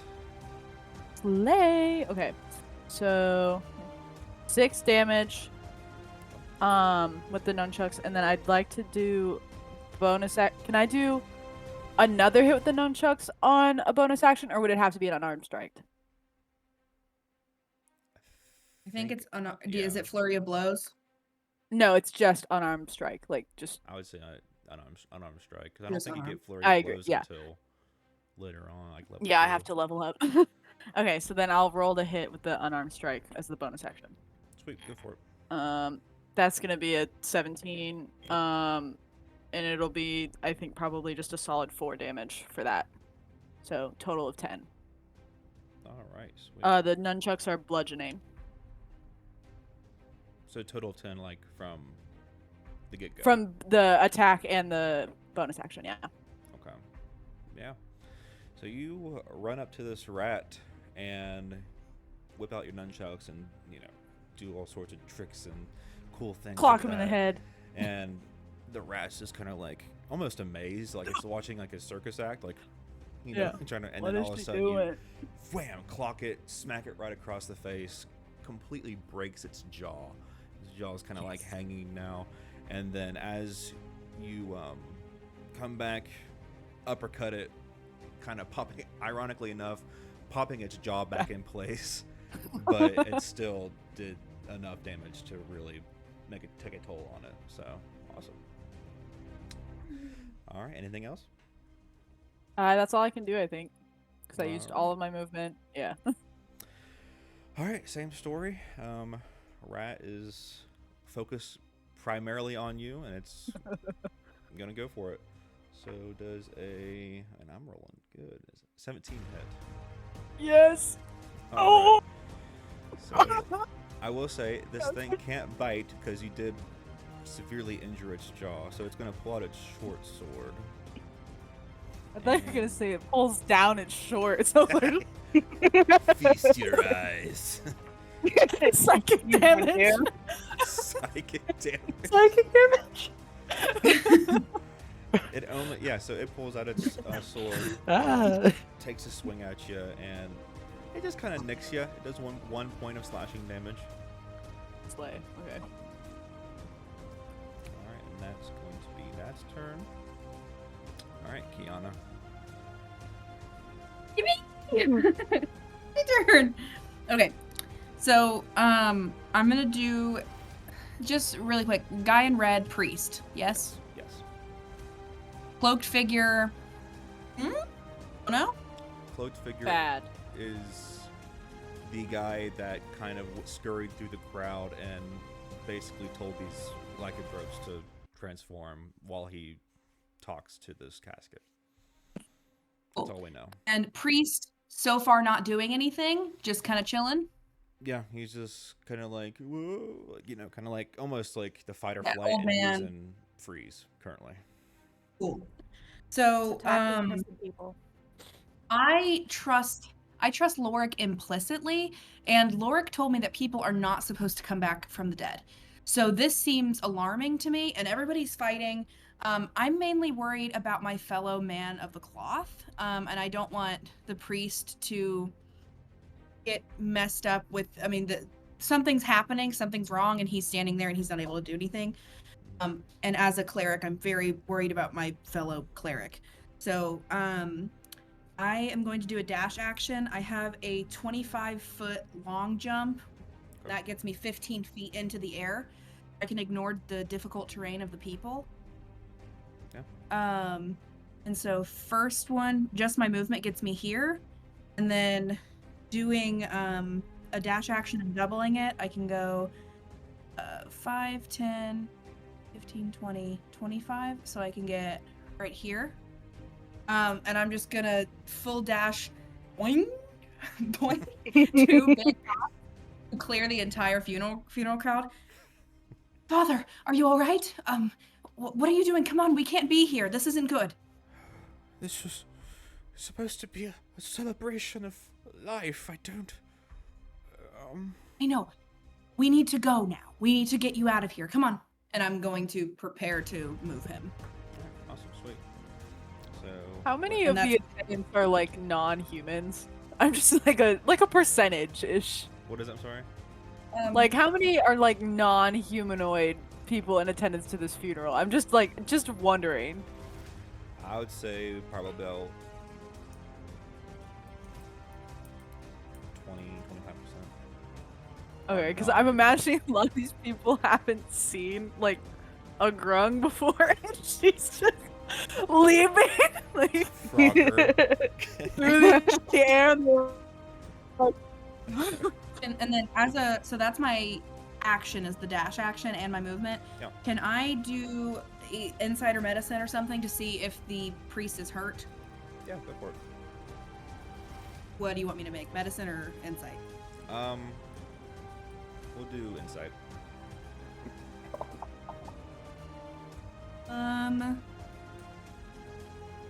18. All I heard was teen. I'm sorry. What was it? 18. 18. He is not hurt, but he has peed himself. Ooh. Okay. Well, Poor guy. I don't know. I don't have anything for that, baby. So let's just Change his diaper. The Ooh. psychic damage. Psychic I don't have a bonus action spell for that. Damage. All right. Lots So- of trauma in this. Is that your turn? That is my turn. All right. So up next is the crowd. So that's about half the crowd. Toward the bottom half exit, they just kind of booked it, ran. And that brings us back to the top with Maverick. So Maverick sees this thing on fire. And the thing hasn't died, right? No. The boar. So he rushes forward and just deals another damage with his great axe. Sorry. Okay, 11. Does an 11? It does hit, yes. Yeah. Okay. 5 damage. All right. Yeah, Maverick he pushed Lorik off, told him, I'm fine. He raises the great axe over his shoulder and just brings it down right where he can see the thing's head in the fire. He's kind of gauging. It's on fire. He can't really see that well. And he just slams it down into his head and lets out another scream in his rage. Heck yeah. All right. So I'm going to make a roll. Okay. Yeah, so you do that. Within the flames, you see this, and you kind of go right to its head. It doesn't hit directly onto the skull, because obviously that'd be a very damaging blow. But it does. Yeah. It does nick it in the face, so there is a slash mark right in the dead center of its face, and it is now. Sick. Its snout is kind of, and just the tip of his snout's in half a little bit. So. Got it. Sweet. All right. Yeah. All right. If that's all, then we will move on to the boar. So because the boar doesn't want to be on fire, even though it knows the precautions of this next decision, it is going to move right here, which Maverick presents another attack of opportunity. So if you would like to roll to hit for that. Absolutely, I would. That's a 13. It does hit. Roll for damage. One more time. Okay. That's an 11. 11 points of damage. Dang. Mom, Yeah. pick me up. I will say the reason he rolls for this attack, this thing is on fire going into a crowd of people. So Yeah. he's like, "Nuh-uh." It's him with the great axe. Heck yes. So yeah, you see him kind of trying to run away. You grab your battle axe and you take a swing and you hit it right in the back of the hamstring. Completely, you see the tendon snap, and it's not, once again, not prone, but it's practically using one leg, and it's fucked up. All right, so it uses movement. Now it's going to look for attack. So does a 9 hit, Maverick? Does not. It does not. All right. So yeah, it's focused primarily on the snapped hamstring, and it weakly swings its club and completely misses. Like, not even close. So, all right, Lorik. Lorik's been told off at this point. Thing is just about dead. So he sees what's going on and turns towards Kiana, looks up past her, and realizes this shady business is going down, and he doesn't like it. So he's gonna just sprint straight up at the thing, using the dash action to get there. At the shadow creature. The shadow figure. Okay, so yeah, dash action. That's double, right? So it's 60 feet. Yes. Yep. It's 60. So I'm here. That's 1, 2, 3. You can make it in 30. Yeah, you're. Can I make it in 30? Oh yeah. Yeah. 15. No, wait. Can I? Yeah. Okay. So yeah. Oh well, dang! If I can make it in 30, I'll make it in 30. Yeah, you don't have to use an action to dash. I ain't gonna. And this guy's just talking to a dead guy, right? When I get up there, it is exactly what I presumed. Yeah. Okay. So that's all the questions that he's asked mentally. They've been answered. Lorik now attacks. All right. I'm gonna try to spear into this cloak of a man thing. He's not entirely sure if this thing has a body to hit underneath the clothes. He's questioning all of reality, but he's smacking and attacking nonetheless. Gonna go for the spear again. Okay. That is an 11. 11. Let me pull up this thing's character sheet because I did not have it. Yes, you didn't think we were gonna hit it. You didn't think we were gonna be fast and cool and smart. Hold on, let me. Thought we were just gonna let this guy do some shady business.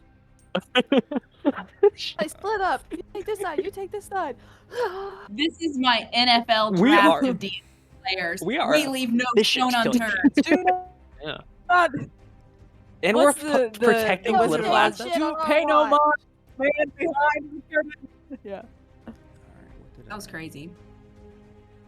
I don't know. I have him in here somewhere. I just gotta find him. The kind of stab that he's going for right now is the stab that's assuming that I'm stabbing into a cloak full of smoke, but hoping that there's some flesh and blood in there. So very unsure, but very fast and aggressive. I got you. So Maybe what'd you're you a roll man. again? And I rolled an 11. 11 does not hit, unfortunately. Yeah. I'm able to do the horns as the bonus action. Yeah, for sure. So gonna try again for that. Now even further assuming that everything that's inside of this cloak is smoke, but not giving up. Oh, that is a solid smack. It is a 25. 25 does hit, yeah. Yeah, I would hope so. And then it's a D6 plus my strength. Even if he is smoke, he feels that one. even smoke can blow away. Yeah, the horns. Yeah. Okay. So that is a 8 8. for Damon. Right. And that is your horns, right? So are you pushing him anywhere? Yep. Or are you... No, because I'm able to do the. Oh wait, no, you're right. It's not damage here because it's the hammering horns, which is pushing. Oh, my heart has been bursted. Knock him over! I'll flip him behind me, just right behind me, if he fails his strength saving throw of Okay. 14. And that Just Okay, saving throw. Yeah. Strength. just right here. Let's see. Getting him away from the dead body. Man, my heart's so sad. I rolled so well on that attack. I was feeling myself. All right, so strength saving. I roll. And it's a 14 to beat. Yep. All right, I did not beat that. He probably Yeah. takes some bludgeoning damage when he falls, wouldn't you say? Oh yeah. Well, Let's go. so yeah, you flip him right over your head. He lands right around here. And yeah, he kind of falls. We'll say that he's prone. Oh. Let's go. He's prone, but he's not. Let's say, go ahead and roll a d6 for damage. Okay. That's a flat 6. Flat 6. All right, sweet. So yeah, you flip him over, and he lands kind of funny, but he doesn't seem hurt in the slightest. I gotta say, both Lorik and I love flipping people.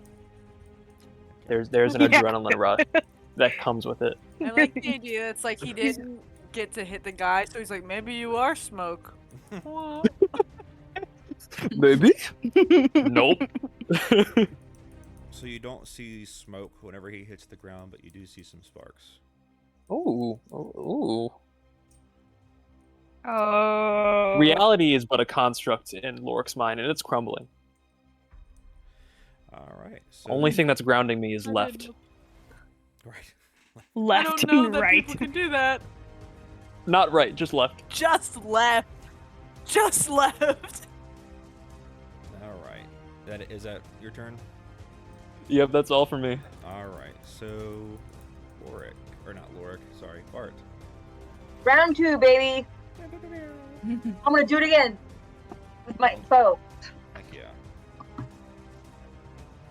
Go ahead and roll to attack. 14. 14 does hit. Us. And then, oh yeah, plus, it hits regardless. But, yep. So roll damage. 7. Describe to me what it looks like as you take this rat's life. I don't know. I'm worried I'm gonna miss again, so I'm like really, really nervous, I guess. And I just want to look really cool for everybody. So I just, okay, I got this, and I let go. Heck yeah. Right between the eyes, drops it dead. And this guy, he gone. The first murder of the kill. campaign. I Wonderful. helped. Yeah. Looks Yeah. behind her, and she can't decide if she's upset that she got her skill taken or if she's kind of proud. She hasn't decided yet, so I'm she sure just you turns have around to looking be really proud. confused. Sorry, did you see The pretty blue boy.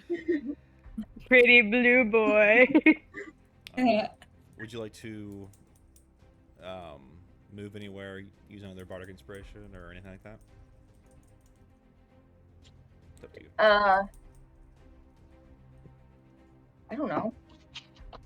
I don't know. I guess I'll just move to Cyrus. To be like, Did you see that? did you see that? It looks really cool. Are you proud? I think when something goes flying right past my head, I kind of will see it. That is true. It's going like right past your head. So Pretty cool, huh? No, I'm not upset because he didn't hit me. So, well. Oh, I didn't think you were upset. I thought, okay, oh.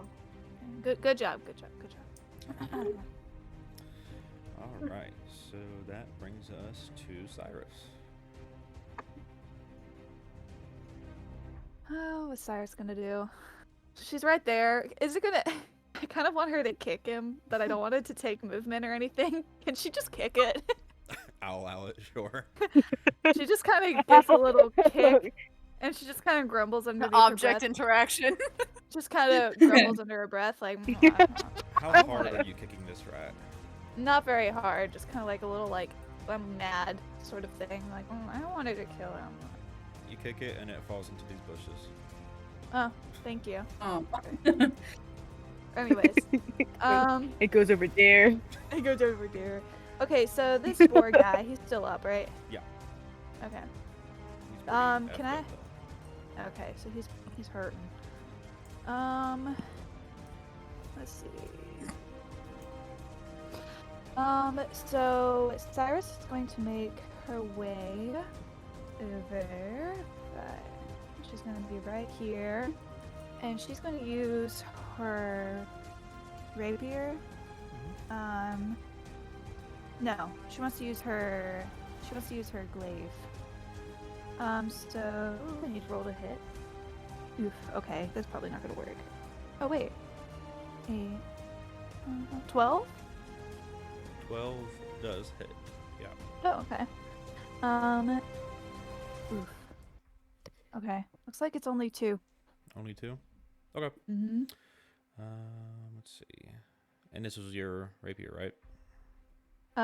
No, this was my, I switched it to my glaive. Okay, yeah. So it's slash. So yeah, you take a swing at it, get it right in its side, and it kind of looks towards you.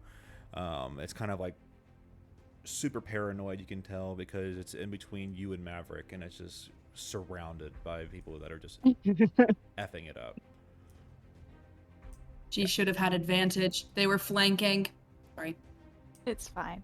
But I do want to use my bonus action, second wind to heal. Yeah, go for it. Okay, because I'm only on 6, 7, 8. Okay, well I'm back at full health. Thank you.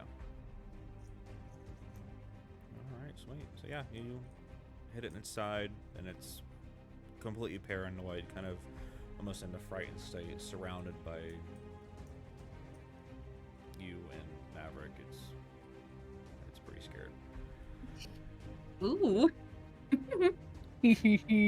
So she just kind of smirks at it and is just like, well, maybe I can get this one. God, if Maverick kills this one.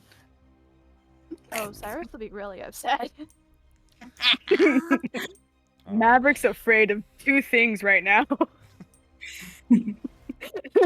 Then one of them is not a monster.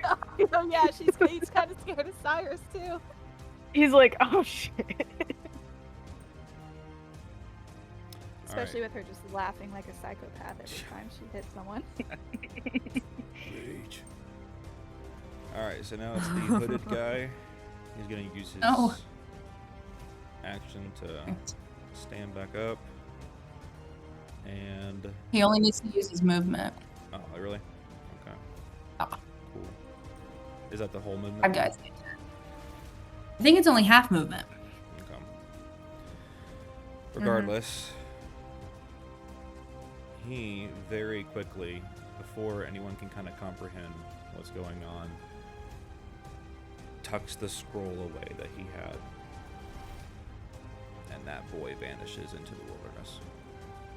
Oh. Great. And as Like vanishes or he like flies away. he practically like runs as fast as he can through these trees that you see. Attack of opportunity. See, for Kiana, yeah. Ooh, yeah. I was like, wait a minute. I thought it was gonna be for Lorik, so whatever. I want to hit this guy. Kiana, for some reason, is able to grab her warhammer quick enough and take a swig. The 9 to hit. No. Ah, well, she tried. Yeah, so No. he gone. Oh, He gone. Father gave me this axe. Or this hammer. Father said I could do it. And as you see him leave the scene, the animated corpse that is Tandon drops back to its dead state and is kind of dangling from its coffin. Oh my In god. in an almost embarrassing state. Oh. That's terrible. All right, so this brings us to Lorik, go put him back in the casket. Theo. Oh, yay. Okay, I'm gonna do the same exact thing I just did. So I'm gonna hit bonus action thing I did. And then on it, I might run away if I get good hit. Oh, that's a nat 1 for the attack. Let me try the bonus. You hit Let me try the yourself bonus as you get your nunchuck. Oh my God. She's oh shit. Okay, let me try the bonus action real quick. That would be a 12. 12 does hit. Okay, and then I do that's just a 4 damage again. I hit myself in the head and then I kick it in the knee. And then I run like 10 feet back because I've embarrassed myself. How much damage did you say? Just 4. Before you run Kick away, it in the knee. I go, ugh! Yeah. Oh, it's gonna hit Before me. you run away, Disengage, Abby, as a monk. Oh wait, is that how I do it? I But don't wouldn't that be a bonus action? if you Yeah, I don't don't want to, think you have. yeah, if you don't want to attack of opportunity, but Okay, describe- wait. If I don't want to attack of opportunity, so I might just stay there. As you kick it in the knee, describe to me how this knee blow kills this rat. Okay, so if it's killing this rat, then I'd say that she hits herself in the head, and then you know how the knee, like, if this is the knee, it's supposed to bend this way. She goes and kicks it, and it goes like the other way. And it falls Love over. She inverts the kneecap. Loves it. It falls. So It falls and then Dies? hits its head on a boulder. It dies. I can't do bones. I can do blood. I can't do bones. Heck Okay, no yeah. bones. So yeah, I'm kidding. I'm just. That was so funny. you, I know. Basically handicap this rat and smacks its head on this rock right here that you see at your feet, Oh and god. just completely wrecked. bleeds out from the skull. This is the first time Theo's killed anything. She's like, Heck. just broke this guy. Maverick just he's all these things at once, but he sees you do it and goes Heck He's yeah. he's like, oh man, let me go check on that kid I'm supposed to take care of. And he looks over Yeah, and she's this- spilling blood. so she just inverted this rat's kneecap. He's like, it's my kid. Did you look over before or after she hit herself in the face? Oh yeah, that's a good question. Probably before and just went, damn it, kiddo. Yeah. All right. Are you wanting to move Everyone's getting killed but me. In that case, anywhere? You have your whole movement, so. yeah, let's see. Can I get like 5, 10, 15, 20, 25, 30. I can get to like right here. Yeah. Going around the people.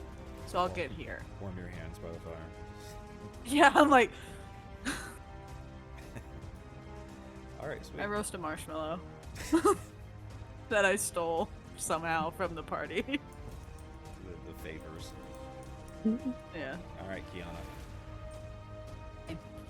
I am going to turn to the priest and say, Father, please go put Tandem back into his coffin. This is too much. I get him back in his coffin, save his dignity, and I'm tired of this. And I look over at where the boar guy is. And this whole disrespecting of the dead thing has made Kiana really angry. This seems like a big deal to her. Father, whatever his name was kind of having his moment, and everybody kind of interrupted it. So cleric to cleric, she's really mad on his behalf. And I'm going to cast Guiding Bolt on the boar, which 120 feet, I have enough to do so. But yeah, I'm hoping the father will go get the body back in the casket, and I'm going to cast Guiding Bolt. Okay. If you don't mind, I will say, can you use partial movement to get right here so you don't hit Maverick? Yeah, Sweet. sure. Please. I would have done that. Yeah, Please. absolutely. I would be trying to avoid anyone except them. Yoink.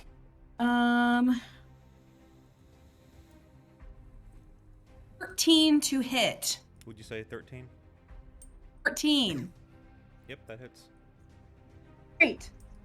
Okay. 1 second. Oh.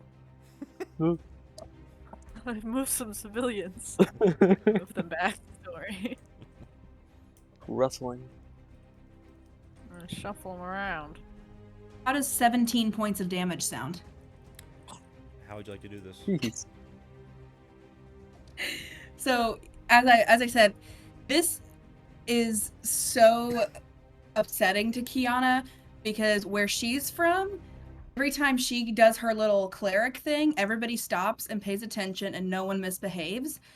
So this is really upsetting that a fellow man of the cloth was interrupted by this barbarism. And so I tell Father to go tend to the dead to save his dignity, and I turn around and I just say, and that is quite enough of that. And a bolt of electricity comes from my fingers, narrowly missing Maverick, and just electrocuting this boar so that it convulses and falls to the ground dead. Heck yeah. So you reach your hand out, and this bolt of electricity hits this boar, and what damage was done by the fire wasn't even matched to this. The hair, every hair on this boar it's now a very naked and pink boar, and it kind of That's right. its Oh my God. eyeballs burst from the electricity and completely falls down to the ground. Real quick, knowing that Cyrus and Maverick were both competing for this kill, how do you guys feel right now? Seeing Ooh, this thing just Cyrus. explode.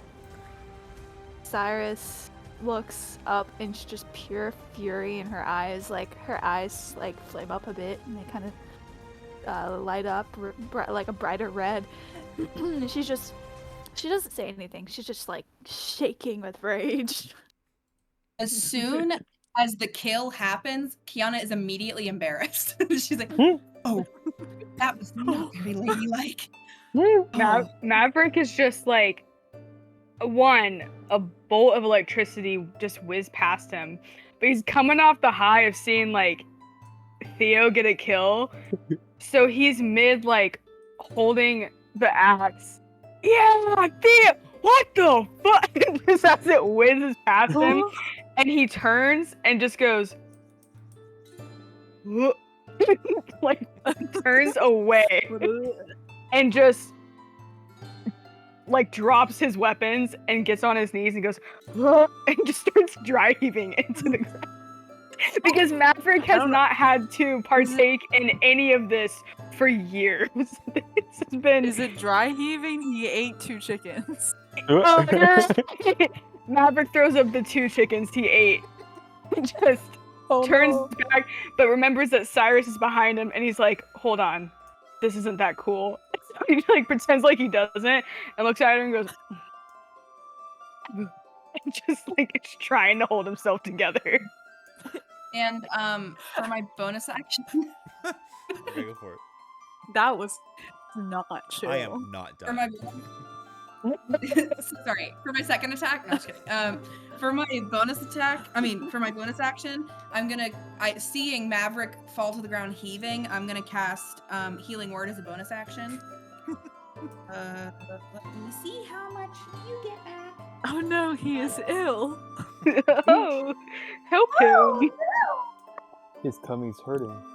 Guys, I need to point out because I'm realizing go all roar. of the children of the party are the people that got kills today. Cyrus is so mad. Everyone that had to I be just taken know care of got the kill. That's embarrassing. from up guys. here, from up Yeah. on the near the steps, I go, "Oh, Senator, are you okay? Be well." And you get 7 points back. Sweet, that I don't know brings how me much back. it costs, but you get 7 back. I'm back to full. Awesome. Slay. All right. Maverick's ego is just in the ground at this point. he threw up in front of Cyrus. Theo got a kill. He's proud of her, but she got a kill. He's been humbled. He threw up the 2 chickens he deliciously enjoyed, and a frog had to heal him back. So On her he's own. not on her own. He's not even looking at Cyrus in the face anymore. Cyrus is just fuming, and Maverick is He's close going- enough. Maverick is close enough that he thinks that he can smell a little bit of like smell of smoke. And Cyrus is just absolutely That's so fuming. funny. She's like, she can't. She doesn't even say anything. She's just mad. Maverick makes the mistake of looking at her. Like, he's not looking, but he's like, "Are you all right? Are you good? Did you get hurt?" She To just, Cyrus. she just whips her face to look at him and just eyes staring dead in his fiery glare. She's still not talking. You should be very afraid. All right. Be So afraid. the battle is now over. Congratulations, guys. You have defeated. Yay! So at this time, the crowd that's remaining is just kind of like awestruck at what gore these children have possessed and brought forth to this scene. Yeah. What would you guys like to do? I go get Lorik. Go And get what? you all right? I go get Lorik. Are you okay? It looked like it must have hurt your horns. Oh Lauren, no, where are I'm you going? very good. I had a everybody's safe and I had a good time. I'm very hungry. Oh, okay. I smell pork. Okay. I smell Yes. pork. Nice. Why is Lorik by the body and not Kiana? Kiana's This is fine. about to I watched her. Kiana was very good and she did very princessly things, and I'm proud of her. And she's fine. And I'm hungry. Maverick, and are you gonna eat? I'm just kidding. Maverick just got yelled at again with eyes, and he's like, "Man, this all sucks." And so he like, if Lorik comes next to him, he just looks at Lorik and goes, "Next time you see me fighting someone, maybe go yeah, it helps somewhere you. else." Are you good? Your arm it looks better now. Kiana You helped left. We You helped left you. the princess. You left the princess. Yeah, I protected Side. her by killing the thing with you. You told her to go into a crowd of running people. She is 2 feet tall. She jumped over them. She knows how to do. She does things. We do She's things. If you, Lorik, if you're gonna be her bodyguard, you need to stay by her, because that could have ended badly. You got very, very lucky, and you're very skilled. But next time, you can't do that. You just can't. Okay. Theo, are you all right? Great. I killed the guy. I'm so proud of you. Is this a good grade or is this a bad grade? Because I was supposed to not cause problems, but then I just killed the guy. Maverick just So- slowly puts his hand on her face and goes, Okay. "No." At this point, you look over and see kneeling against the coffin is Garrett Arcanum, the father, governor, and he's just completely sobbing. Oh no. I immediately run over to him. Oh, Governor, that is just awful. Are you all right? This was supposed to be a celebration. I just cannot. Oh my gosh. This disrespect is terrible, and whoever did this will pay. Myself and the nation of Abyssalia will personally make sure of it. Oh gosh, I appreciate that. Oh, all right. And he kind of like signals everyone to like come towards him a little bit, just so you guys can hear him better and whatnot. I would greatly appreciate it if you guys were to meet me in my quarters, say tomorrow. I just cannot fathom, after just seeing this horrific incident happen. I just need some time. So I'll get you guys a ship back to the city. Here, take this pass. He hands you a card. Kiana, since you're the closest to him, this pass should be good enough for all of you to stay in the nicest suite for you guys. Meet me in my quarters first thing tomorrow morning. I just need a minute, but I need to thank you appropriately, and I can't do that right now. Of course. And I don't really care if this is proper or not. I'm gonna reach out and like pat him on the shoulder and then kind of turn to Lorik to see where he escorts me. Before we go, Lorik doesn't understand why he's so upset right now. Can you do an insight check just to try to understand what he's feeling? Yeah, go for it. Yeah. Oh gosh. 7. 7. You just see that he's upset. You're still like, you don't really have a good reasoning to think that, but you think that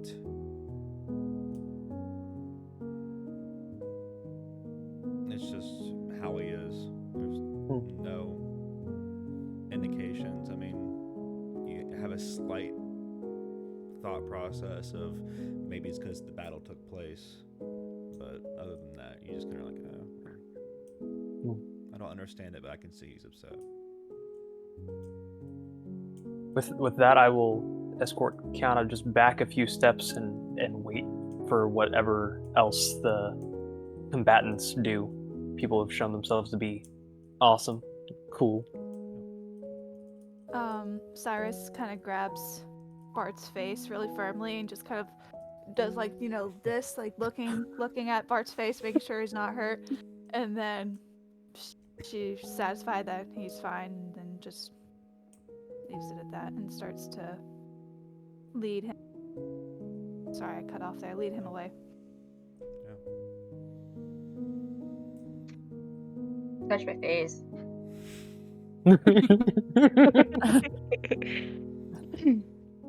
Alright, so we will end session 1 right there. Yeah. All right, y'all. I almost said Theo. I'm Maverick. That's the end of this session 1 of our campaign.